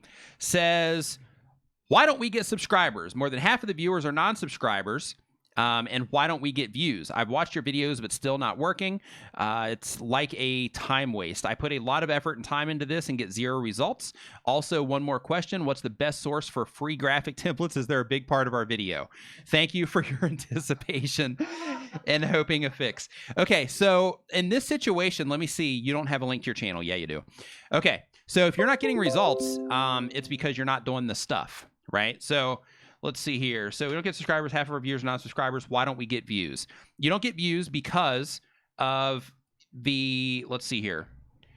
Okay, so I'm looking at your channel right now, and I can tell you that, okay, here's the problem. The last video, no. Okay. The last video that you uploaded was 10 months ago. Oh, come on, really? Yep. So I'm just going to close this one right now. You're not even trying. So you're not even trying. That's on the video page. Right. So 5 videos total. Okay. 2 videos a year ago, 1 11 months ago, and 2 10 months ago. That's why you're not getting. That's why it's not working for you. It's not just upload a video and then you're done. Like it's a continual process. That's why it's not working for you. Okay, I don't even want to talk about that one. Okay, so Ryan Stevens. Where's the eject button? We need an eject button. We do. We definitely do. Right? We need some sort of at least a sound effect. Yeah, that's okay. That works. Yeah, I'll take that. Okay, so Ryan Stevens says, how can you promote and gain more views as a filmmaker? So one thing that filmmakers commonly do, and you'll see this rippled throughout the internet, is they will mix in tutorial content, basically showing people how to do what it is that they do. They leverage that tutorial content as a discovery mechanism to actually bring people into the YouTube channel. So what that looks like in a nutshell is you have your filmmaking content, but you also mix in your tutorial or how-to content, your help content that will be something that people can actually look for, searching for, or it's something that they might be interested in and they just happen to be looking at that type of content, and YouTube is suggesting your video next to other videos that are, of similar topic, and then you pull them in that way, and then that allows you to actually show your filmmaking content to other people. So mixing in help content is definitely something that can be valuable for you. Josephine just started doing that as well, and she was posting somewhere because she just makes music videos, and she just posted in a couple of places that she just started doing some how-to type content, and right out of the gate those videos are performing better, and those are things that she's able to now she can identify, if I make some of these, people are going to be able to find me, and then they'll be able to hear my music. Hey, I just want to ask real quick, I want to make sure this is working because I got a weird signal when I do that. Can you guys hear this sound effect? I can see it in the bar. Yeah, but something weird happened over here. I just want to make sure everybody can hear that. Make sure it's not blasting their eardrums out. Okay, good. All right, we're good. Okay, so everybody can hear it. Just want to make sure it's like my ears. Okay, good. Okay, thank you. Thumbs up. Okay, fantastic. Okay, good. So Planetary Ashes says... Cool name. That is a cool name. Yeah, Planetary Ashes. It's like it's just decimated. Yeah, AKA Alderaan. Yeah, it's good. It's good. Yeah, Alderaan. How can a gaming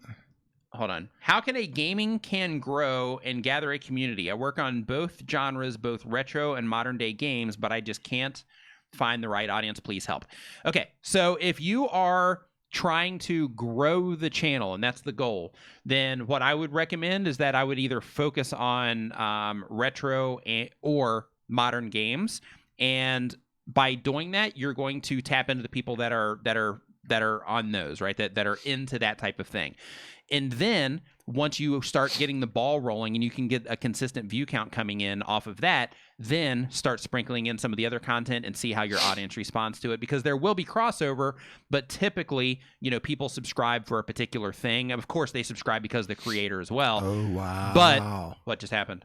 No, we gotta. No, go ahead. Oh, okay, I'm telling you in a second. But typically, they'll respond, for the because they're interested in that topic, but they also respond because of the creator as well. So if you are just making entertaining gaming content that happens to cross over both, then you are going to be the asset there. But if you want to get the ball rolling on the topical side of things, then in that particular case, I'd recommend that you focus on either retro or modern and try to get the ball rolling, so to speak, there in terms of consistent view counts, consistent views coming in every day, and then start sprinkling in some of the whichever one you decide not to go with, just to see how your audience responds to it. And if they start responding to it, then start mixing it up again after that momentum is achieved. But if they don't, then just stay focused on whichever one they did respond to that helped you get that momentum in the first place. So Jevin Dobie says, are you doing call-ins today? I'd love to discuss how I've been able to do this on my channel and how I've pivoted into getting bigger sponsors. Nice. Want me to set that up? Set it up. Yeah. Jevin. Stand by, Jevin, and we'll pull you on. Jevin, we are going to do that through Discord. So if you can go into our Discord, is the Discord linked in the description? I think so. Hold on, let me check. Yeah, Jevin, if you can go into our Discords and then mods, keep an eye for Jevin coming in. And then I got to set it up over here really fast, and then we'll definitely pull Jevin in. Yep. How he pivots into getting larger sponsors. Yep. Everyone who wants to make money on YouTube, this is a conversation that you definitely want to pay attention to. Yep. Pay attention to. So give me a moment, carry this, and let me get it all set up. Yep, sounds good. And Jevin, when you're sharing this, let's try to keep it to around like the 5-minute or so mark, just for the sake of, because they won't be able to see you. They'll only be able to hear you, unless D can set up seeing you also. D, is that a possibility? Okay, so D's going to see what he can do, and then we'll figure it out from there. All right, so the next question that we've got is Life with Cameras. Life with Cameras says, best app like Instagram for making fast videos with only cuts. No editing or anything, just clips to make daily 1-minute update videos. D, do you know anything? Okay, so he's going to cover that one when he comes back in. Next question, Skips Tactical Solutions. Says, any advice for channel that is in the firearms industry? Google and YouTube frown upon firearms, but the channel is to educate people on protecting themselves. So the advice would be that, man, I would definitely make whatever content that you make, I would make it to where you can repurpose it easily to the other platforms as well. Because of the limiting, because you are getting limited here, that you're going to get limited here, or however that works out, whatever you've experienced so far, I would definitely make content that you structure it in a way to where you do not put in any of the YouTube related language. So for example, you wouldn't necessarily ask for subscribers because, you know, on Facebook that wouldn't really apply, or on LinkedIn that wouldn't really apply. But you might want to ask for likes because likes do apply on you know, across the board. So one thing that I personally would do if I was in that situation and I was making content that was being limited on a platform, and I said, hey, I just want to get this information out there because people need to understand this, then in that case, I would make neutral content to where I don't have any of the platform specific language in it. And then when I made a video, I would upload that video to all of the platforms that I had access to so that I could, you know, try to get my word out that way. Because here's the thing. If you're getting limited here, then and I know firearms channels do. So if you're getting limited here, like that's just something that, you know, you got to deal with.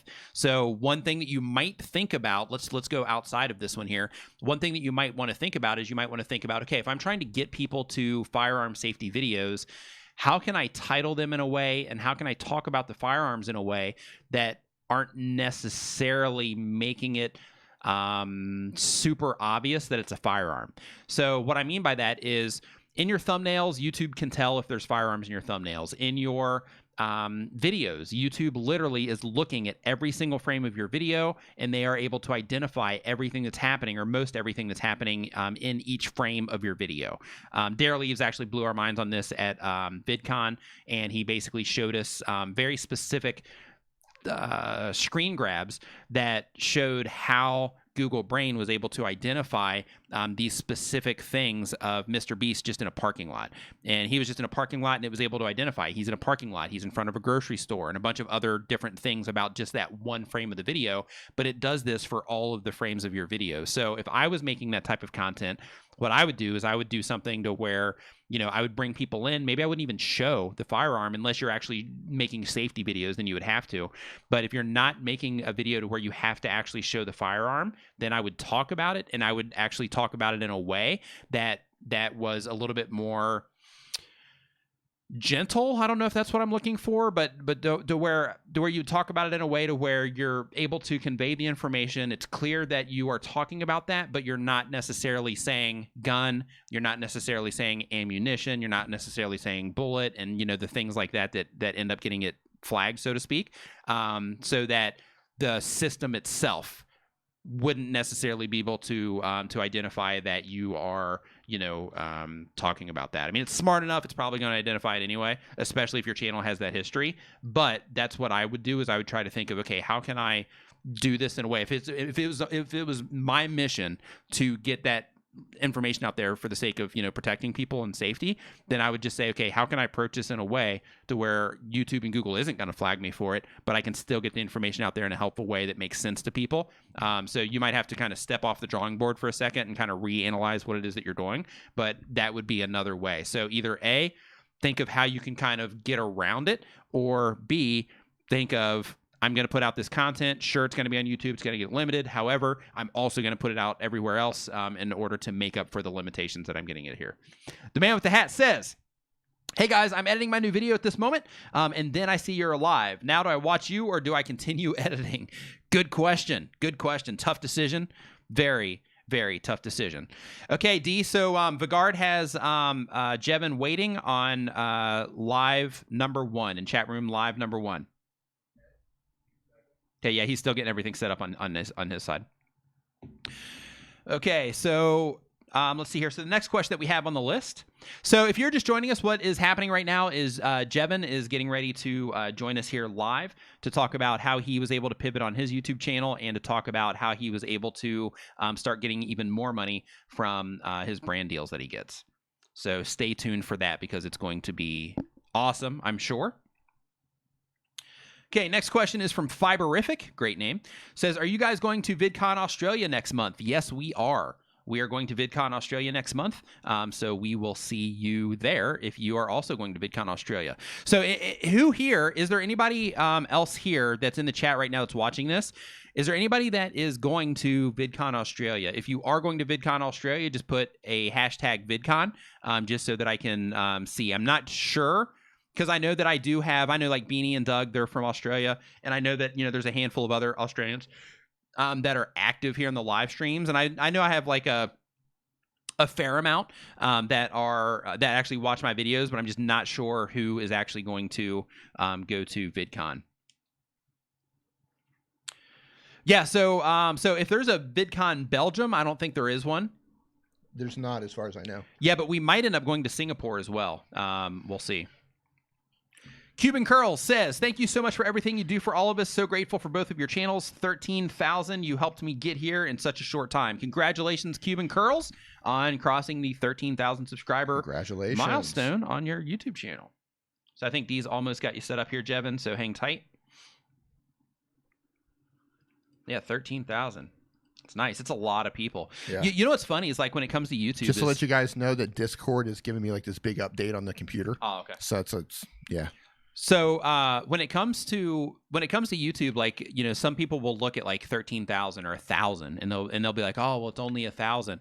But like, what's crazy? That's a lot of people. That's so many people. 1,000 people, and then you scale that out. Like in her case, like 13,000 people. It's so many people. Yeah. Hey, what's up, Tim Yance? Nice to see you in here, man. Okay, so next up, while D is still working on that, I will go into another question here. It says, I've been getting around 20 to 40 subscribers per day for about 2 months now. I would like to increase my number of subscribers faster, but I don't really know how. Please help give some recommendations that may help. Thanks a lot. I have a French language teaching channel in Thailand with almost 4,000 subscribers. That's awesome, man. We are also in Thailand. So if you're still watching this, that is awesome. I'm actually going to pull up your channel real quick. So, okay. So, in terms of if you're trying to increase the amount of people subscribing to your channel, one thing that you might want to consider is that you actually make a community post and you ask people what it was that got them to subscribe in the first place. That would be one. So you can focus on that thing.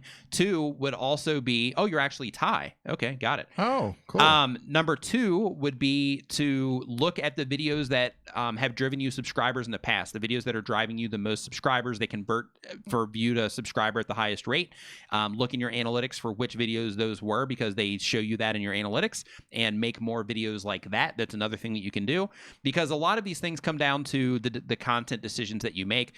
So like Jevin, as an example, is really good at keeping the numbers high, right? So like he knows what content to put out when, and we're getting ready to bring him on in a minute, but like he knows what content to put out when in order to keep those numbers high. I also know what content to put out when in order to keep those numbers high. If things go down, I know what I need to do in order to get those numbers coming back up.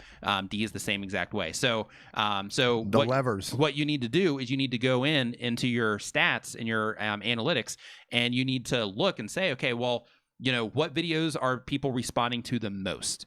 And when you focus on making the content that people respond to the most, naturally, the numbers are going to rise because you're making the content that the people are responding to the most, right?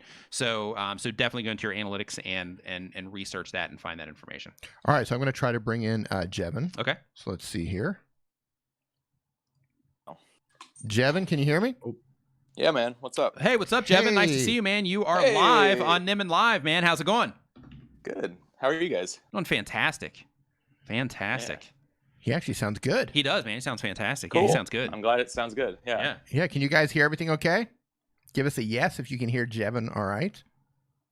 Can you guys hear me? You sound great to me. Loud and clear. Yeah, you sound good in the headphones. How about everyone else out there? Yeah, cool. Okay, we got some yes. yeses coming in. Yep. Cool. Perfect. All right. Let's get some knowledge going here. So what do you got for us, Jevin? So yeah, I wanted to discuss a little bit how I've been able to take what I'm doing on my channel and pivot it a little bit. So I have some bigger projects that I've been working on in the background, and basically using my search-based content to pull in the bigger sponsors to fund my passion projects. And I think a lot of people have questions about this because they want to figure out, how do I grow my channel and do the things that I want to do? And it comes by creating that search-based content, which for me, it's filmmaking tutorials and like product reviews, which bring the people in, and then they watch the other content that I create. Nice. So, yeah. So basically what you are, just to unpack that a little bit, what you're saying by that is basically, as part of your content strategy, you have the stuff that you love to make, and then you have the stuff that you make for the purpose of making sure that you have that consistent traffic coming in. Yeah. And obviously I still love making that, but sure, you know, when you focus on search-based content, that's when you can drive the views up, and you know, obviously that's how you bring all the new people in. But when it comes to like my climbing films, for example. I love creating my climbing films, but nobody watched them when I first started making them. Like, they were getting next to no views. Like, you know, some of my really passionate and, you know, followers that have been around for a while, they all watch those films, but all the new people are like, oh, I just want to know how do I use my camera, or how do I do this? How do I make something cinematic? And I'm like, great, you know, that's fun and all, but there's more to the content I create than just tutorials. So what I'm actually working on right now is creating groups of content. So it'd be, the one I'm working on right now is actually a climbing film I'm doing up in Canada, and I'm working with Nikon on this. So I pulled on Nikon as a sponsor, and they're paying for everything, plus, you know, obviously giving me a chunk of money. So it's a good deal for me, where I got to bring my buddies who climb. I'm paying for everyone to go up and make this film together. So I got my friends to come. Yeah, it's great. And I'm, you know, testing out the new Nikon Z6. The whole film's kind of centered around my climbing using this camera. And then I'm going to do a behind the scenes that shows how I use this camera. Nice. Now, Jevin, so you've been through the entire process. Now, you obviously started at 0, just like everybody else has.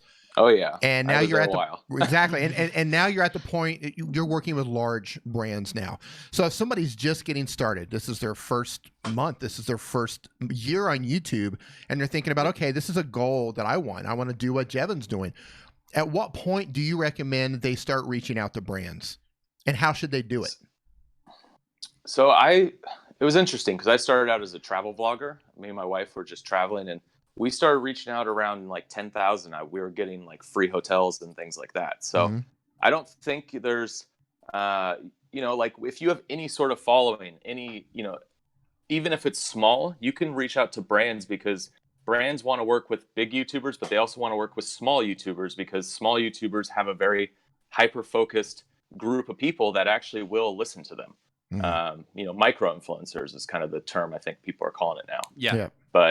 But yeah, I mean, brands want to work with both, and depending on what you're asking, you know, it's gonna depend on that. If you're asking for large sums of money, you're gonna have to have a bigger channel. But if you're asking for like, hey, I want to use your product and I'm gonna create these videos out of it, even with smaller channels, sponsors will jump on. So I work with a lot of gimbal companies. That's one thing that I am consistently getting is new gimbals.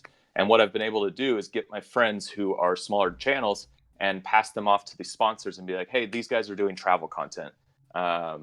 They want to have a gimbal that they can use in all their videos. And when they show like how much content they'll create, these sponsors jump on and we'll send them products.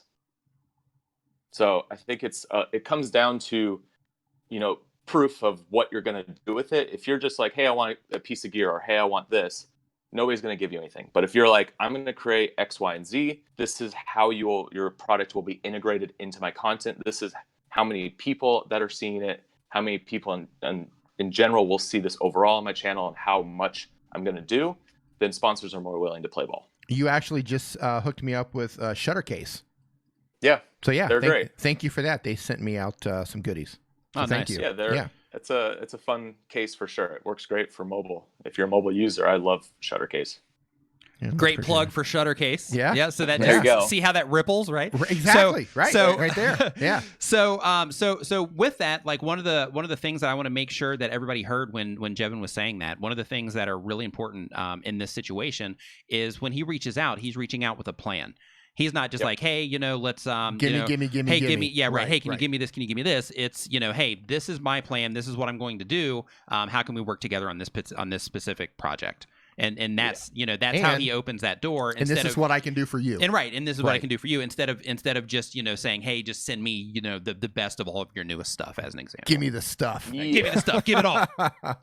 So when I was a small YouTuber, like when we had a really small following, how we did it is that we not only said we're going to feature you on our channel, but we're also going to create a promo video that you guys can have. So we gave content to the companies we worked with. And back then it was travel. So it was a lot of hotels and adventure brands. Like we would want to go do kayaking or, you know, canyoneering or something like that. And what we did is we created a promo video that then they can use for their social media.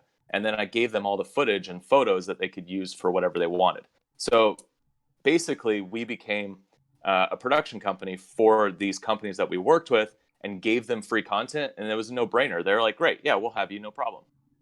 Yeah, and the funny thing with that is, and especially in the travel market, this is like a really popular thing.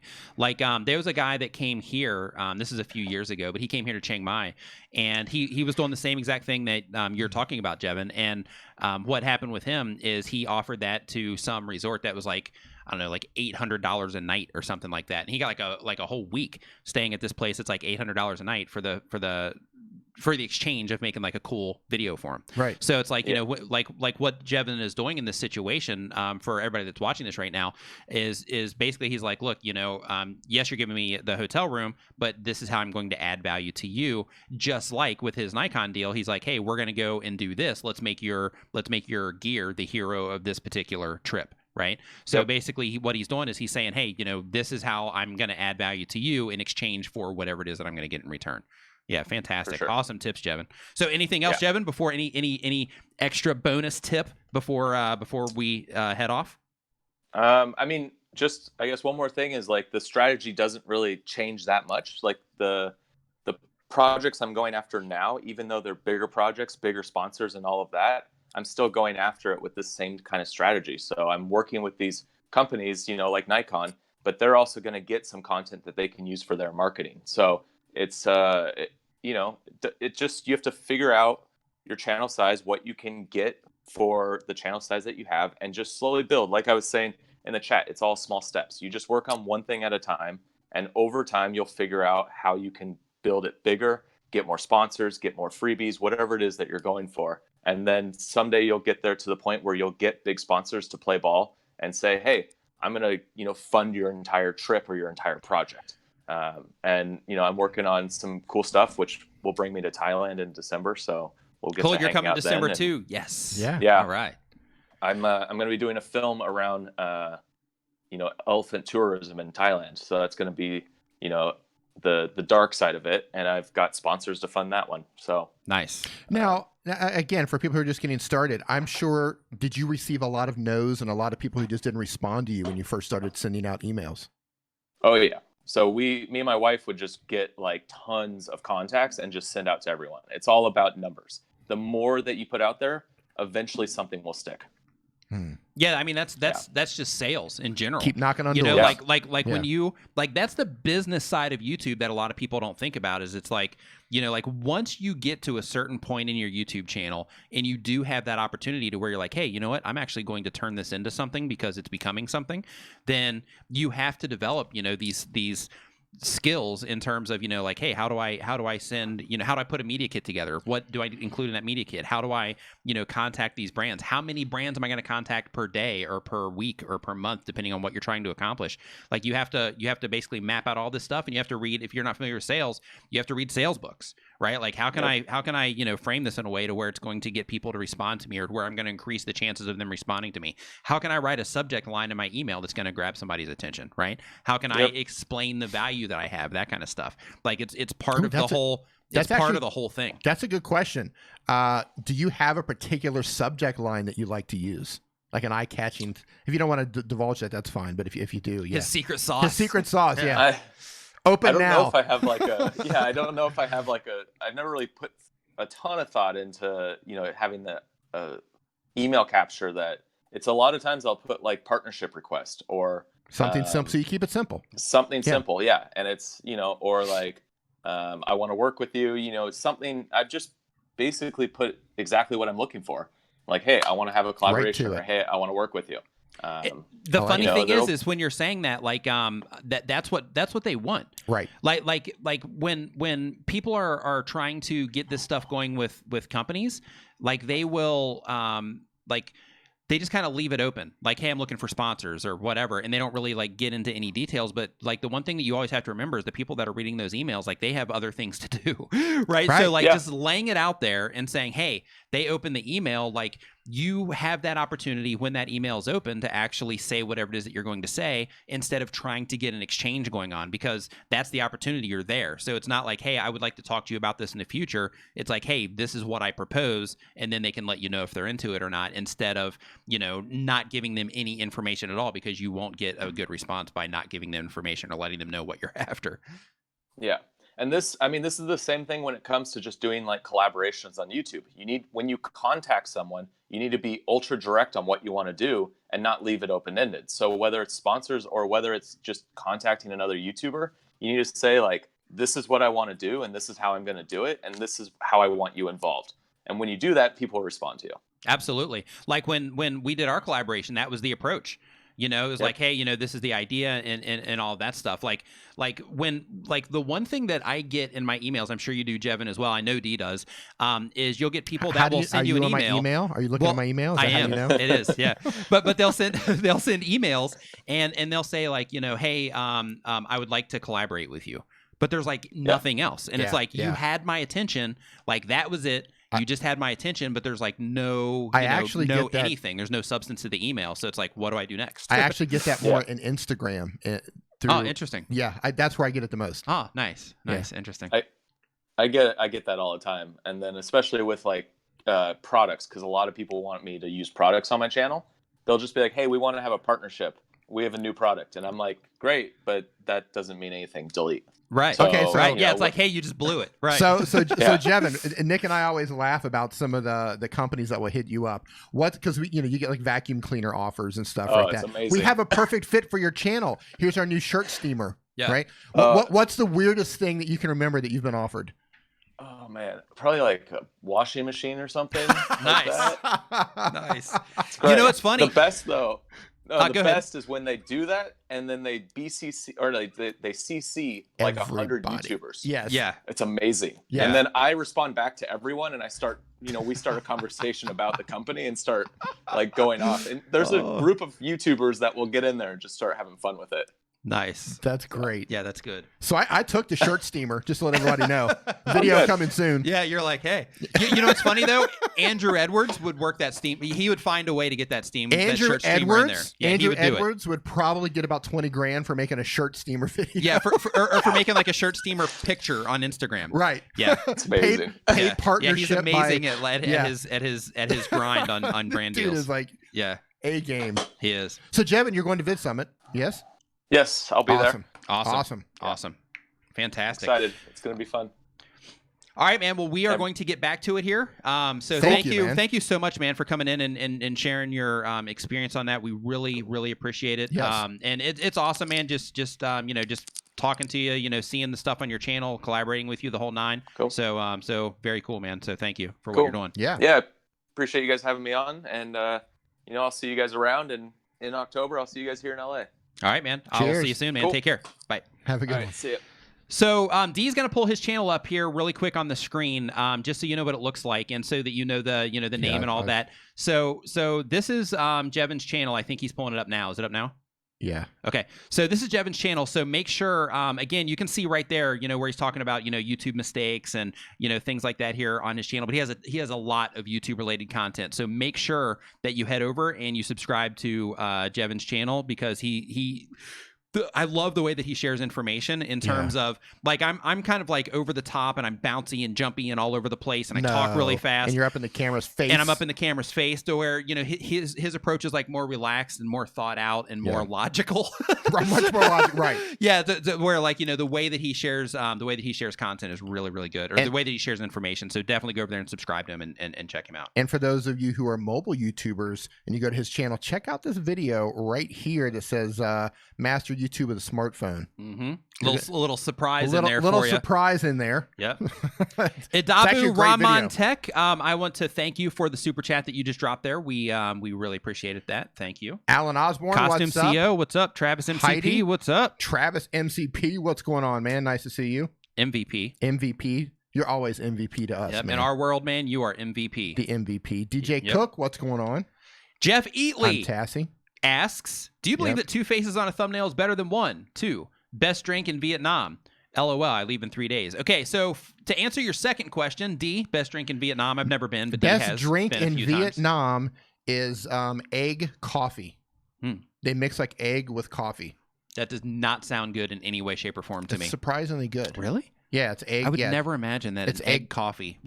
Like I'm like feeling weird just saying egg coffee. No, it's good. Interesting. I think they mix some other stuff in there too, but there's an egg coffee. It's surprisingly good. There's It's number delicious. 2. So egg coffee. Yeah. Never in a million years would I've expected that answer. Yeah. Because that just doesn't, like, peanut butter jelly makes sense. Egg and coffee, I just can't. Yeah. I'm having trouble there. Yeah. So the first one is, do I believe that 2 faces on a thumbnail is better than 1? I do believe There's that some actual stats yeah, behind I this. do believe that stats have proven that that's the case. Sometimes 3 is also better than 1, but here's what's more important is just because that information like that is released doesn't mean that all of a sudden you should just start using 2 faces on your thumbnails. What it does mean is that you should test that on your channel. And you, as you know, Jeff, because I know you're TubeBuddy users, you can use the TubeBuddy A/B testing tool to do that. But what you want to do is you want to test that stuff on your channel. So I was having a conversation earlier with someone. We were talking about how important it is to make sure that, you know, all of the stuff that you hear, and I've mentioned this in videos as well. Actually, it might have been you that I was having this conversation with, D. But there you go, speaking for me again. I know, right? You've been in my emails, you've been in my DMs. Well, now hey, you're having conversations I gotta with keep me. tabs. I gotta keep tabs. So So David looking in my window. I know, right? I got no privacy, folks. But like all slave. of the stuff that you hear, Help me. no, you have to do the blink. 3 quick blinks, 3 long blinks, and then 3 short blinks again. Watch my eyelids, people. So like all of the stuff that you hear, right? It basically falls under like best practices. It falls under things that we find that work for a bunch of different kinds of channels. However, it's really important that you learn analytics just enough that you can test the different things on your channel so that when you hear this stuff, you can say, okay, well, I'm going to apply it, and then I'm going to see how it works out for me and for my audience and for the people that are watching my videos. So, it's really important to make sure that even though 2 faces have been shown to be better on thumbnails, it's really important to make sure that you test it just to make sure that you're getting the same results. Because like in your case, Jeff, like you're doing like photography tutorials and things like that. So when you are doing those, you have to think like, okay, for somebody that's doing photography tutorials, if I'm doing like a how I edit my photos type of video, then maybe 2 faces might not, maybe they will, but maybe they might not represent that particular idea in the right way. So then in that case, then you might want to use 1 or maybe no faces at all. So another thing would be like a tech channel. So let's say that you are, talking about a new phone that came out. Well, you might get a better result on a leak of a new phone that came out than you would with just having 2 faces on there when you're talking about the phone. So you have to think of the relevance of the content as well. So it's really important to make sure that you take these, all of this information and you look at your channel, you look at the information that you're hearing, and you're saying, how can I apply this to my channel? And what do I have to do in order to test this to see if it's going to work for me the same way that it's working for other people? And if you learn how to do that, then that's how you win. Costume CO Heidi, thank you for becoming a channel member. Definitely make sure that you join the members only Facebook group. I'm actually going to be doing a live stream there, a members only live stream. Let's see here, today's Saturday. It'll be this coming week, but I'll post in there and let you know exactly when. But it's got to be before I go to the Philippines. So. Yeah. We found on my channel, actually you found it, that thumbnails with phones in them do better than when I put my ugly mug in the thumbnail. Yeah, I mean, understandable. Though, and I'm that's just saying. Totally understandable. Yeah. But that goes against best practices. Right. So I totally, agree with what he says. Like there's best practices. Try that first, but then don't be afraid to go out and test your wildest creation. And that's where the TubeBuddy A/B tool really shines. Right. And Jeff, also, if you don't like egg coffee, Vietnam is a huge coffee producer. There's cafes all over the country. Just try all kinds of different coffee. They got great coffee. And to answer your question before about the app, I believe it's called Cut Studio. Is pretty good for I completely forgot about that. Yeah, Cut Studio is pretty good for making Instagram stories. Real simple. Way to stay on top of it, D. Another channel member, Natalie Nightwolf. Welcome to the channel membership. So for you also, so basically the members only Facebook group, that if you just go to Facebook and you just look for Nimmin VIP, I think is what it is. That's where that is. And just as a heads up, if you're a member and you're legitimately a member, make sure that you answer the questions before you go in, because I actually go in and verify and make sure that the people that are trying to come in are actual channel members. So just make sure that you answer the questions so I can let you in. DD Milburn says, can you answer my question from the forum, please? I've got a bunch of questions here in front of me and I'm getting through them. It would be better if you just put your question there when you leave a super chat so that I can just answer it right there, because I don't know where it's at in all the questions that are in the forum. Like I don't know where you might be the next question or you might be the last one. I'm not 100% sure. Here's how this works. The questions are first come, first serve. But if you drop a super chat, guaranteed to get an answer. That's just the way it is. You got to wait in line, or you got to pay to cut to the front of the line. Yeah.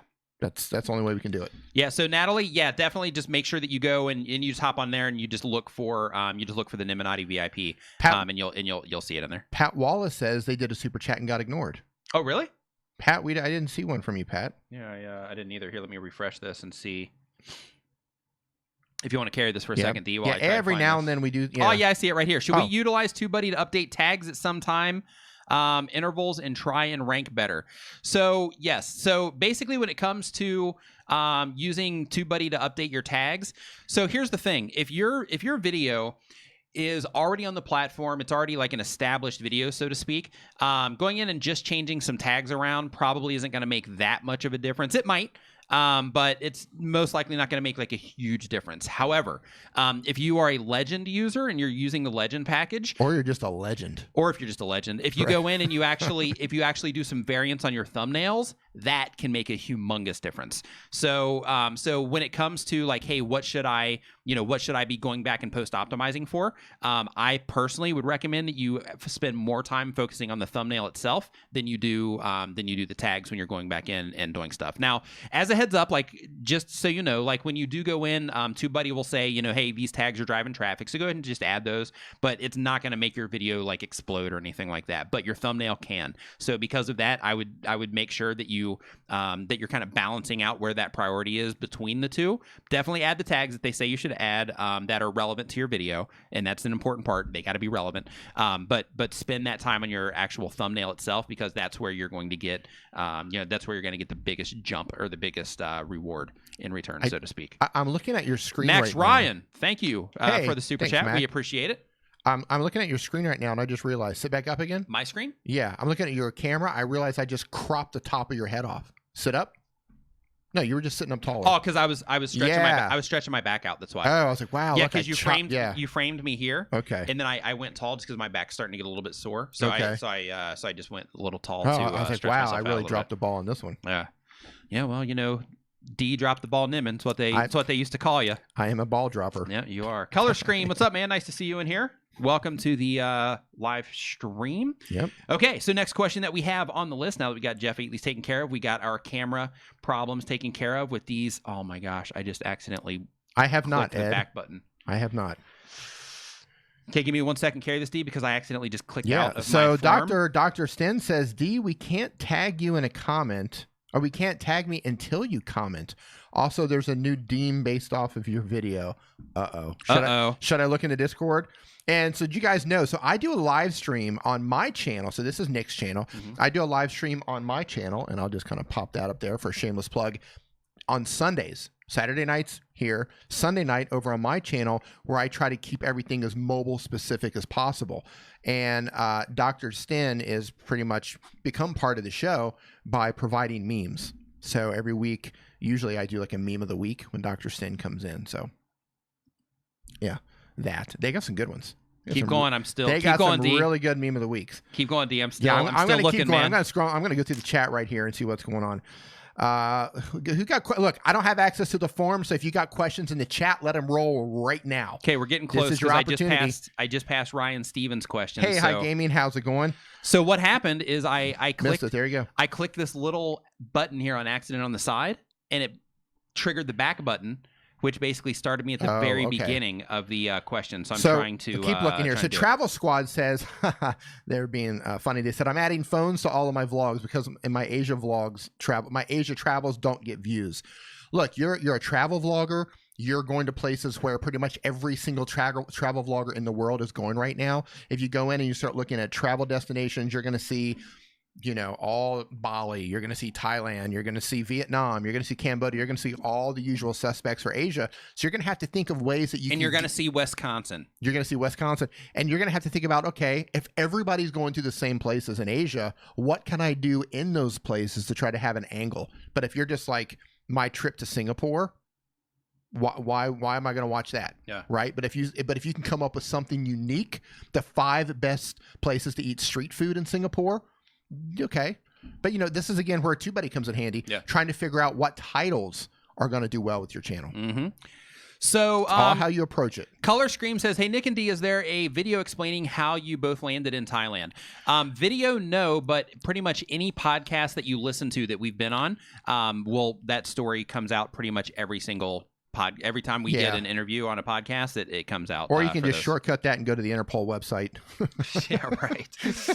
Oh, I love it. Totally kidding. Short story. I was over here having a great time. Now we stay here. That's it. And now, And he was like, yo, D, what's up, man? I'm like, hey, I'm kicking it over in Thailand. And I'm like, oh, wow, you kick it in Thailand? It's got to be cool over there. I'm like, whoa, it's hot as hell, but come on over. And I was like, yeah, I'm on my way. And I was like, come on over, dude. And he flew over. Here's some mileage. I gave you my miles. Yeah. Flew him over in business class because that's how I roll. Because that's how he rolls. Because that's how I roll. Yep. And then he comes over, and then Then he takes his shirt off. He's like, whoa, it is hot in here. Yeah, like, whoa, it is hot in here. Yeah, and then I had him on the street food eating Thai food, and he's like, "Nope." I'm like, "Nope, I'm out of here. Don't like the Thai food. Yeah. Where's the Mexican Where's the food pizza? at? Where's the pizza, bro?" Yeah. So here we are. Yeah. That was kind of the quick story. Danaka says, for gaming, just do a live stream over the weekend is enough to keep my channel active and engaging. I work during the week and I can't record these days. Here's the thing.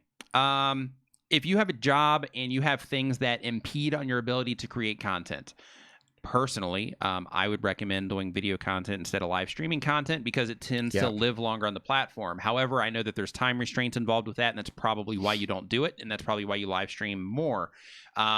Yes, live streaming on the weekend is better than nothing. But when it comes to YouTube, like if you're just doing it for the sake of having a good time, then live streaming on the weekend is fine. You know, it keeps bringing people back every single week when you live stream. That's totally fine. It'll do the trick, and and you're fine there. But like if you're wanting to ramp stuff up, then in that particular case, you'll probably need to do more. But if you're just trying to like maintain, then yeah, just keep doing what you're doing on the weekly live stream. So Color Scream says, I'm going to visit Thailand the beginning of next year. Nice. Yeah. It's got to be a busy like December meeting up with people. So he said December and January. Beginning of next year. So here's the thing. January and February. If you're coming to the beginning of next year, make it January or February. Because once that happens, like March, depending on where you're at, can get really smoky and it starts to get really hot. Yeah. It gets really hot everywhere. Yeah. But here in Chiang Mai, it can actually start getting like we have something called smoke season or burn season, and it can actually get pretty nasty here. Yeah, so like really like November, December, January, and February, those are probably the best months to come. Yeah. Did you find the question? Yeah, Night Wolf. Okay, go. Night Wolf says, I have several videos with less than 100 views from my early on in the channel. Before I found the value of thumbnails, titles, descriptions, and keywords, is it worth re-editing and reposting those videos or better change the titles and description, keywords, and thumbnails? Super chat, incoming, burn the village, LAMAO. So, in terms of recreating them, here's what I would do. Gone in 60 seconds. Or in terms of like re-editing the videos and putting them up again, I would just recommend that you remake the video. So this can be really effective because you're like if you've made over 100 videos. Oh wait, several videos with less than 100 views. Okay, so it's not 100 videos. Okay, so still. I would either just focus on just making something new, or if you think, hey, I can make that video better, then in that particular case, then yeah, I would go ahead and just remake that video and then go for it that way. Just make a completely new video. You represent the whole thing, or you reshoot the footage, or you whatever. Steve, unless you go touching the cable again. I know, unless it's like a vlog, like, and you seriously, unless it was a vlog and you went to like a location that you can't just go to, then in that particular case, then I would recommend that you did do like a extended re-edit, or you make some type of offering out of that video that makes a clear separation from the original one that you put up. Because if it's extremely similar to the new one or to the ones that you had before, then you can get hit on duplicate content. And if you were to just re-upload it, then if it was re-uploaded as is, then YouTube probably wouldn't even let you put it up there in the first place because they'd be able to tell. But in terms of like re-editing, just make it something cool if you're gonna do something like that. Okay. I've been talking to you. Hey, did you ask if there's anybody in Cebu? No, I didn't. Do we have any Filipinos in here? I know there's some Filipinos in here earlier representing. Is anybody located in Cebu? If you are, kind of step up right now. Raise your hand. We're gonna head. Yeah, raise your hand because we're going there probably the end of next week. Yeah. Yeah. Within one week, probably 2 maximum, maybe. Cebu, we're gonna check it out. Mm-hmm. Videos and Drews, a Filipino. How's it going? All right, good. We got Handyman 007, also Filipino. Are you guys in Cebu? Oh, Maria Adventure says I'm from Cebu, living in LA. Oh, okay. Title. We got Singapore. We were thinking about doing like a Cebu meetup if there were enough people there, but yeah, we're not sure. Okay, we've got Metro Manila for Handyman. Okay, very cool, very cool. Great beaches at Cebu, absolutely. Okay, so yeah, so we just got a couple then, yeah. Nobody. Yeah, 2 people. Yeah. Predictor, nobody asked you. Predictor. Actually, nobody in Cebu. Yeah. Hey, new channel member, Nightwolf. Nightwolf49, welcome to the channel membership. Just a heads up to you, make sure that you hop on to Facebook when you get the chance, and you look for our members only Facebook group. Just type in Nimmin VIP, and you should be able to find it that way. Predictors like South India. Samuel J. Mo says, what mobile... This is all you, D. Oh, Bobstar X. What's up, Bobstar X? What's up, man? Nice to see you. Bobstar X. What mobile editing program would be best not to have to film the video all in one shot? It's so frustrating when you make a mistake in the middle of your video and have to start all over again, and with that program, be able to add different music throughout the video. Oh, you, D. They want to be able to record? Okay, they want an editing program to where you... don't have to film all in one shot. Okay, so here's what you do. I'm going to simplify your whole workflow for you. Oh, look at this. You grab your phone, you hit the record button, and you just record a couple sentences at a time, or just go until you run out of speed, then you hit stop. That's one clip. And then you do it again. So basically, have an idea what you're going to say, or have some bullet points. Have some bullet points. Have some bullet points where you say, okay, I want to touch on these topics. These are the things I want to touch on. Right. So you look at your bullet points, and you hit record, you say what you're going to say, and then you stop. Stop. Look at your notes. Okay, and now I'm going to talk about this. Hit record, you talk about that. And you make as many clips as you have to. And that way, when you pull those into your video editor, you have a bunch of different clips to work with instead of having to worry about, oh my God, I got to do this in one take. Yeah. Completely simplifies the workflow. And if you're using an app that shows the audio waves. Ain't nobody got workflows this simple. Man, if, can I just, did I ask for a hype man? Oh, okay. Sorry. I'll calm down. We're back. Yeah. You're just going to knock that off. You're going to pull that out. I'm trying to. All right. So if you're using an editing app that shows the audio waves on the audio file, when you do a clip, and if it's wrong, if you messed up, you're like, I don't like it, I'm going to do it again, clap at the end of the clip. Clap. Then when you put it clap. Then when you put the tracks in your editing app, look for the ones that have the spike at the end and just grab them and delete them. So what you're left with is all good clips. Then you Then you just got to trim the edges and trim the fat, and you're left with a pretty good video. You can burn through videos if you do it this way. What's really up, Let's Play RC? Really fast. Trim the fat, but just clap your clips, delete them. Make it clap. Make it clap. Flyride says, how has course creation been going for you? How does it differ than your usual video making process? Do you feel it's taking you longer due to the value that you're trying to pump into it? Can you talk about your experience so far in building a course? Yes. So I'm building a course as well, as you may or may not know, Flyride. Dean Reynolds Media in the house. What's up, Dean? What's up, Dean? For everybody, I'm building a course in collaboration with TubeBuddy. I've actually got a link to the page down in the description below where you can actually go and put in your email if you want to get notified of it. But basically, my experience is yes, it definitely does take me longer because I am like, things have to be like crystal clear. So for example, when I make a video on my YouTube channel, and this is probably what you're running into as well, when I make a video on my YouTube channel, I can just make kind of like references to stuff, and I can talk about stuff, and I'm usually pretty clear. But if it's not 1000% clear, it's not the end of the world, right?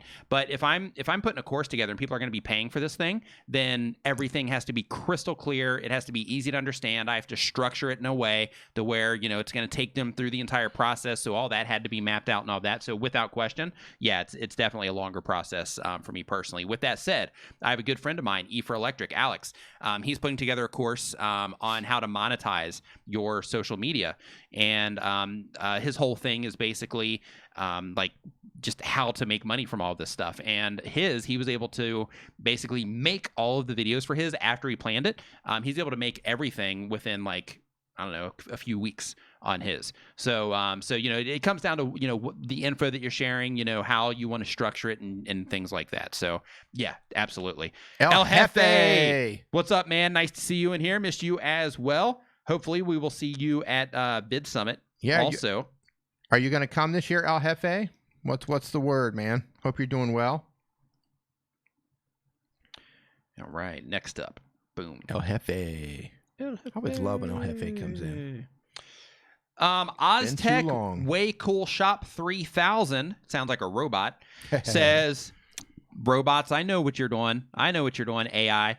Okay, it says, I've been at this for 6 months now, and I've reached 500 subscribers. Plus now, I feel it's slowing down. Is thumbnails the first thing that viewers check out, or the title more what viewers check out before viewing a video? Thank you for the great work. Peace from Montreal. Okay, so here's what you want to think about. You want to think about the package, right? And one of the flags that I carry, so to speak, is the idea that it's very important to make it easy for people to consume your content based on how they use the platform, right? So in your particular case, you're trying to decide, like, hey, should I make a better thumbnail or should I make a better title? The answer is yes, right? You need to make both of them. And the reason for that is because some people are going to be responding to thumbnails a lot more, most people, because it's the biggest thing. But then, you know, there are people that are going to make their decision as well based on what's said in the title. So the thumbnail is going to grab their attention. They're either going to click on it and go in, or they're going to go and look at the title to get a little bit more information before they click and go in. So basically making sure that you have the entire package put together is what you want to do, because if you have a great thumbnail but your title sucks, then that can actually cause people not to go over there. But if you have both of them and both of them are good, then you're going to be able to get more people over to your video. So focus on both. Don't exclude one or the other. Just focus on both. And in terms of like which one do people click on more and things like that, like just look at it as an entire package. So when you're putting together your thumbnail and your title, think of it as like one thing, right? Don't look at it as two separate things. Like, this is one thing. How can this package that I'm putting in front of people, this ad essentially, because that's what it is, how can this ad that I'm putting in front of people grab their attention and pull them into my video? You might want to turn your microphone a little bit, because I'm watching your hands where you keep hitting that. Yeah. Turn yours at an angle and see if you keep hitting it. This way? Like or this tilt way? Tilt the head that way, and then move the arm. But if I tilt the head this way, then won't it? If I'm looking that way, won't it? No. You'll catch it on the side. But I'm just trying to stop your hand from not that far. Yeah, a little bit. Just like here. A little bit more. And just move this back. Yeah, maybe tilt a little bit more. Oh, because you're saying this. Okay. Yeah. I'm trying to stop your hand from hitting it. Okay. Maybe turn a little bit more even. Hold on. Let me. There. Here, I'm gonna do this. I'm gonna bring it up. And then you could turn it a little bit. Yeah. Because in this way, I'm like. Yeah. We try to get your hands from hitting. Probably looks a little bit weird though. It's all right. Not this high. Yeah. All right. No, yeah. Just keep. All right. Yeah. Let's keep. High, low. It doesn't matter. Hold on. There we go. You keep hitting I feel more comfortable. Out. I feel more comfortable with it down here. All right. Well, whatever, man. Just knock it out. Whatever. Just add more work to my work. That's what I'm here for. I've got nothing else to do. Hey, you came first. You came first, so because you came first, it's your job. Look, to fix all the stuff to fix all the stuff that I keep breaking. I have nothing else to do other than clean up your mistakes. Hey, it's been that way for as long as I've been alive. So, oh god. All right, so back on track here. We've got more questions. Christina, what's going on? Stop your hands from hitting your thing. Yep. So Joseph Burks says that, hey, Nick, I just wanted to ask how to get better content with Android. What app should I use? I just hit 150 subscribers. Thank you so much. Congratulations on 150 subscribers. D, I'm going to step away real quick before we do the wheel. Yeah. And if you want to answer this question. What was the question? How to make better content with an Android. What apps should they use? Okay, so if you want to make content with an Android, I mean, that's pretty wide open. Video content, photo content, you weren't really clear, but I'm going to run it all down for you. Android users, by the way, if you guys are on an Android or an iPhone, type in a chat right now. Let me know which one you use, Android or iPhone. Which team are you on? And Travis, you cannot participate in this one because you've got them all. So Android, you want to look at Power Director or KineMaster. That's the top-end video editors for Android. Power Director or KineMaster. They're not free unless you can use them for free with the watermark. You can also use an app called Vlogit. That is totally free. They also have Filmora Go. Photo editors, you have Pixel Lab, free. You have PixArt. You can use the free version. They have pop-up ads, but PixArt is amazing. You also have Snapseed, and you have Lightroom Mobile. Those are great for making your channel banners and for making your thumbnails. You can also use Canva, which is a Canva app, in canva.com. It's a template-based system, which means you start with someone else's design because maybe you're just getting started and you're intimidated or you don't yet have the skills to make these things. You start off with someone else's design, you tweak it to make it your own, then you can save it and put it on your channel. You don't have to worry about copyright issues because you're allowed to do this. In terms of audio editing, that's a whole nother conversation. I'm going to jump into the chat, see what... Okay, there's somebody... Blackberry... What? Man, I didn't even know BlackBerry was still a thing. What is going on? So we got a mix here, but I don't know. Looks like Team Android might be coming in for the win. Look at, I don't know. Team Android, Team iPhone. Brian G. Johnson's in the house. What's going on? If you guys don't know, I'm gonna come in here and just get on this. Brian G. Johnson. The only way I can show this book is without Nick sitting there. So Nick, get in there quickly. I'm coming. Brian G. Johnson is the author of this book. There's a link in the description below to get this book, Tube Ritual. This is a book that you got to have, by the way. Tube Ritual Volume 1 will help you grow your channel to 5,000 subscribers and more, because it teaches you all of the best practices, all the important stuff that you need to make sure that you're keeping an eye on when it comes to growing your YouTube channel. Brian G. Johnson in the house. What is up, my man? And speaking, nice to see you in here. Speaking of people who are on fire, Brian G. Johnson. Brian G. Johnson's on fire. And he's getting ready to cross. He might have crossed it today. He's getting ready to cross 90,000 subscribers on his channel. Let me actually pull him up. 90,000, and he's going to hit that 100,000 probably within the next, what, 30 days, yeah, 30 to 45 days, maybe? Yeah, it's going to be soon. So also, since he's in here, boom, actually, shabam. Another thing. Oh yeah, he's getting really close. He's got like 400 more to go, and he's at 90. Yeah, so he's 400 more. Look at that. Yeah, so I mean, he's pretty much B to the G TV. B to the G. It's easy to see. Yeah, look at that. So 400 more. Man, it's gonna happen. So tomorrow. So probably. Probably tomorrow the next day. Yeah. But yeah, like with Brian. So basically, for anybody that's going to Vid Summit, just to bring this to your attention, what's the name? Okay, so B to the G. It's easy B to the see. G. So basically, for anybody that's going to Vid Summit, Brian G. Johnson and I, we are doing a personalized one-on-one. Well, it's a group training, but we're both actually doing the training before Vid Summit. So if you go, we have a website for it. It is Creators Advantage. If you go there, you'll see all the information, when it is, all the details about it. But if you want to work with Brian G. Johnson and myself personally, one-on-one, personally, like literally, we're gonna instruct you on all the important things to do in person, live. Person, and we're also going to like work with you on your channel over the course of the days that we're there. So basically the idea is that if you are a part of our workshop, we're literally going to go into your channel and we're going to fine tune all this stuff specifically for you and your channel. So go to Creators Advantage, and I'm actually going to put a link to that here in the chat. That's going to happen how many days before Vid Summit? So it's going to be the 3 days prior to Vid Summit. 3 days prior to Vid Summit. So you guys are having a workshop, yes, where people can come in. And are you limiting the tickets? Yeah, it's 25 people. That's it. Max 25 people. Yeah, because we want to make sure that we're giving attention to. Let me see here. There we go. We want to make sure that we're giving the right amount of attention to everybody that comes.